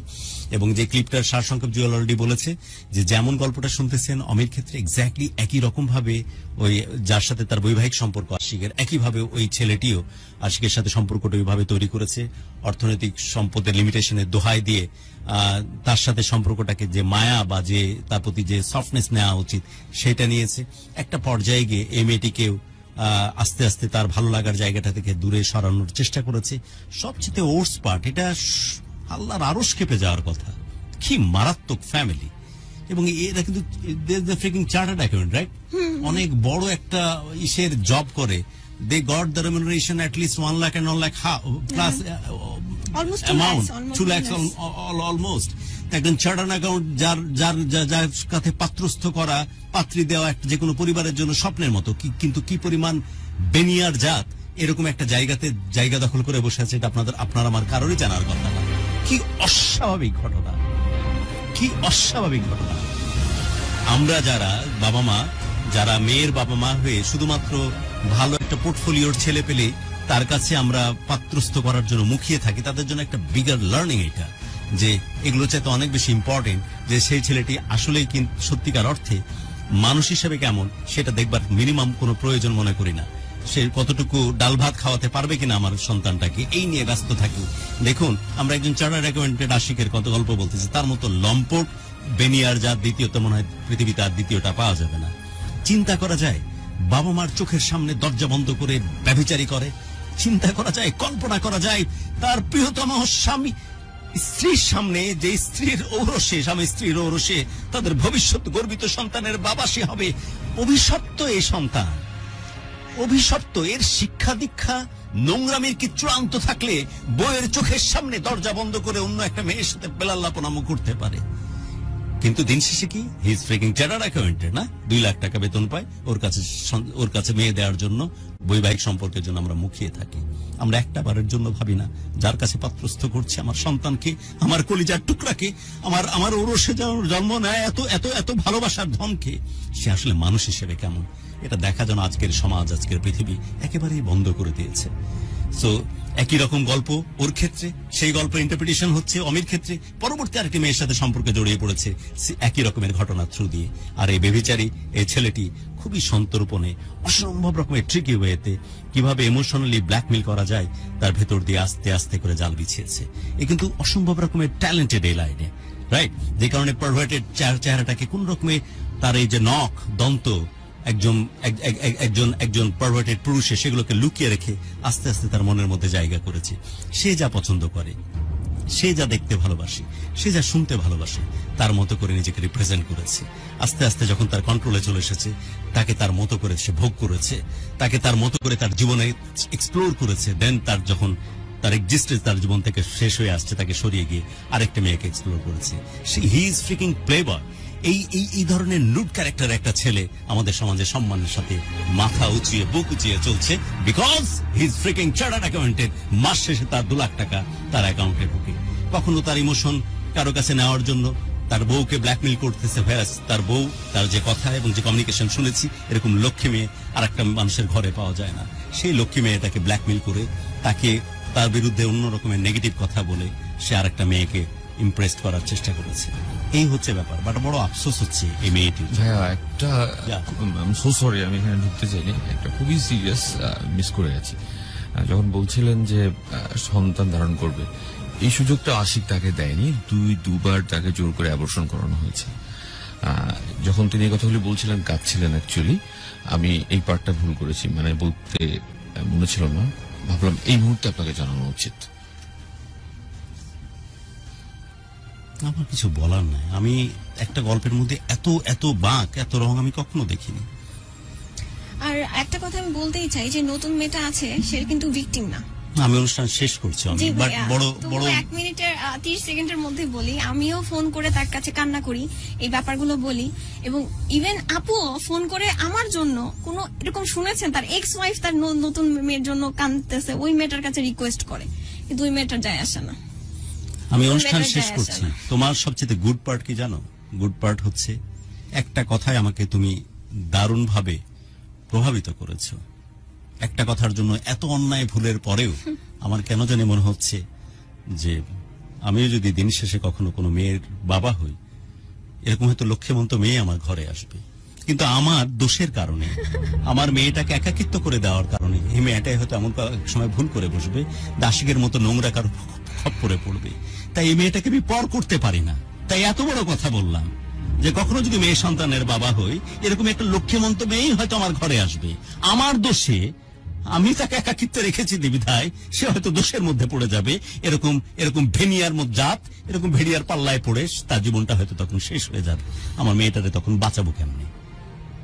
আফসোস হচ্ছে কেন তোমার ওই একটা কথা শুনে, যে যখন আরেকটি মেয়ের সাথে সে সম্পর্কে জড়িয়ে পড়ে, তখন আমার ভিতরে যে কষ্ট, আমার অন্তরের ভেতরে যে অনুরণন, আমার ভেতরে যে দীর্ঘ নিঃশ্বাস, তখন মনে হয় যে আমি যে তার সাথে সম্পর্ক রেখেছি, এমন তো না যে আমি যে মেয়েটিকে ডিপ্রাইভ করেছি, যার সাথে সে বৈবাহিক সম্পর্কে ছিল, আমার হয়তো অন্যায় হয়ে গেছে বা ভুল হয়ে গেছে, মাবুদ তুমি ক্ষমা করে দাও বলে তাহাজ্জুদ এবং নামাজে বসে আল্লাহর কাছে প্রার্থনা করেছে।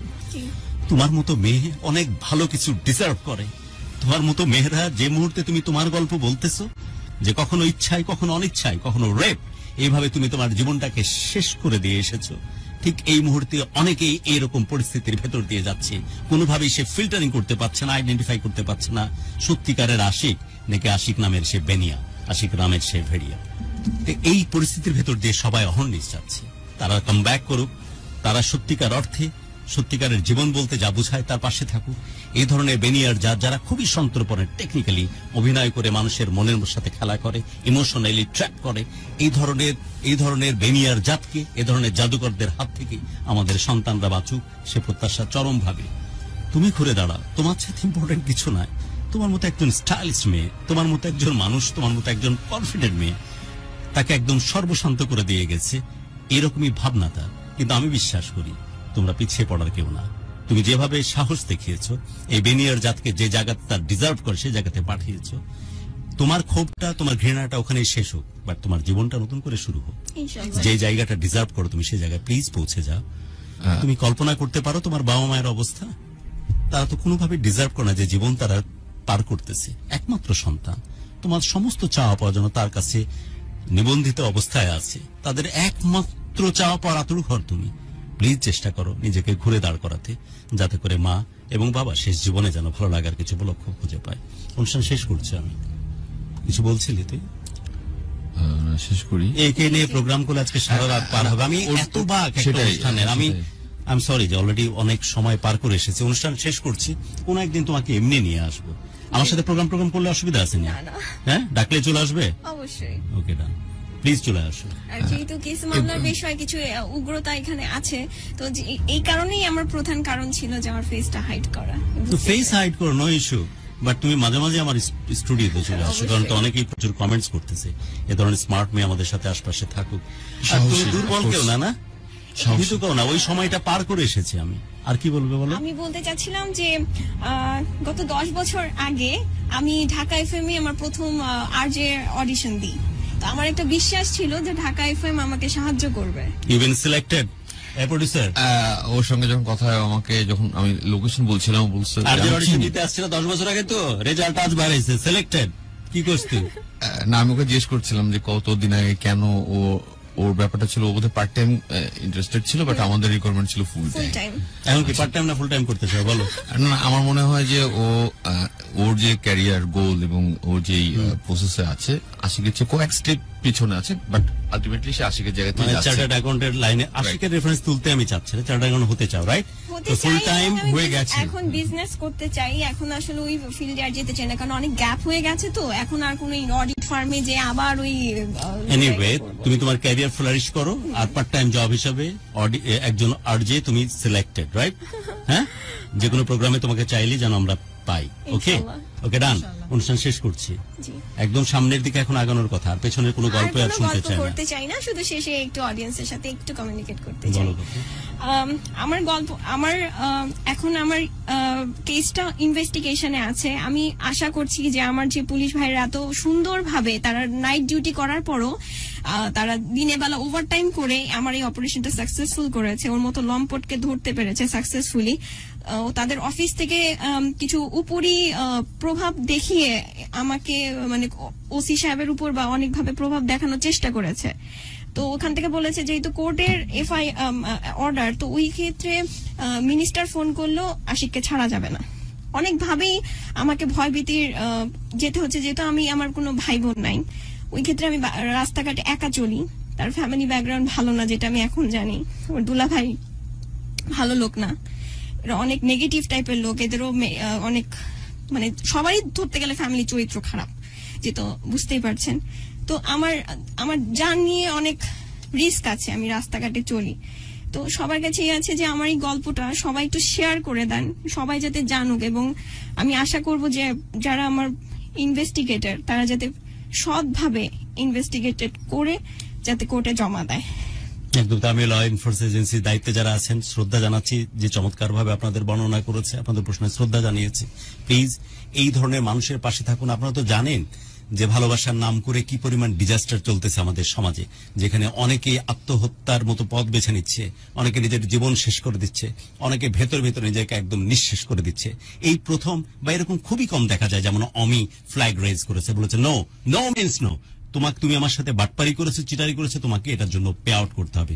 এন্ড ফাইনালি সে 1400 তার ফ্যামিলির হেলথ নিয়ে আজকে তার 10তম রাত, এবং তার আমাকে যেটা করতে চেয়েছে যে অনেকভাবে আমাকে ভয়ভীতির শিকার হতে হয়েছে, এবং আমার জন্য এটা সহজ ছিল না। নিজের লাজ লজ্জা ভুলে আমি কোর্টে সবকিছু বলেছি, ইভেন যেখানে পাশাপাশি তুমি তো অ্যাকনলেজ করো যা ভুল তুমি করেছো। জি, আমি ভুল করেছি। ওকে, আমি শেষ করছি। আমি তোমার ভুল করেছো সেটার অ্যাকনলেজ যেমন করো, যেমনটা তুমি বলছিলে যে আমি কোনো একটা মেয়ে দীর্ঘ নিঃশ্বাসের কারণ আবার হয়ে গেলাম না, তো এইভাবে সম্পর্কে জড়িয়ে যাওয়ার কারণে, যে কারণে তাহাজ্জুদের নামাজ পড়তে গিয়ে আমি আল্লাহর কাছে কান্নাকাটি করেছি, মাবুদ ক্ষমা করে দাও।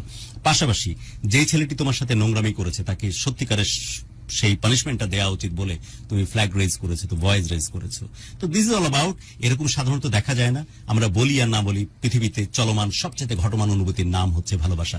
যেই ভালোবাসার হাত ধরে প্রতিনিয়ত এরকম নোংরামি চলতেছে, মানুষ আত্মহননের পথ বেছে নিচ্ছে অথবা নিজেকে নিঃশেষ করে দিচ্ছে। কেউ না কেউ তো বলুক, কেউ না কেউ তো সামনে এসে জানাক আমার সাথে এই অন্যায়টা হয়েছে, আমার সাথে এই ভণ্ডামিটা হয়েছে, আমার সাথে এই প্রতারণাটা হয়েছে। অমি জানিয়েছে, আমরা ওর পাশে আছি এবং সত্যিকার অর্থে সুবিচার চাই। ল এনফোর্সমেন্ট যারা এজেন্সির লোকজন আছেন, যারা সাপোর্ট করছেন, অনেক অনেক কৃতজ্ঞতা। এবং আমরা চাই we should voice out, we should speak out যে কি অন্যায় হচ্ছে আমার সাথে, কি দোষ হচ্ছে, যাতে করে এ ধরনের বেনিয়ার জাত, এ ধরনের সুযোগ আর কেউ না পায়। এভাবে যেন মানুষকে একটার পর একটা মানুষকে কেউ যেন এভাবে এই কষ্টের মধ্যে না নিয়ে যেতে পারে। অনুষ্ঠান শেষ করছি, সবার জন্য অনেক দোয়া, প্রত্যেকটি প্রাণ ভরে উঠুক ভালো লাগা নিয়ে, আর প্রত্যেকটি হৃদয় শাসিত হোক শুধুই ভালোবাসা দিয়ে। আমরা আছি ফিওনা প্রেজেন্টস ভালোবাসার বাংলাদেশে। সামনে বৃহস্পতিবার আবার দেখা হবে সে প্রত্যাশায় আজকে বিদায় নিচ্ছি।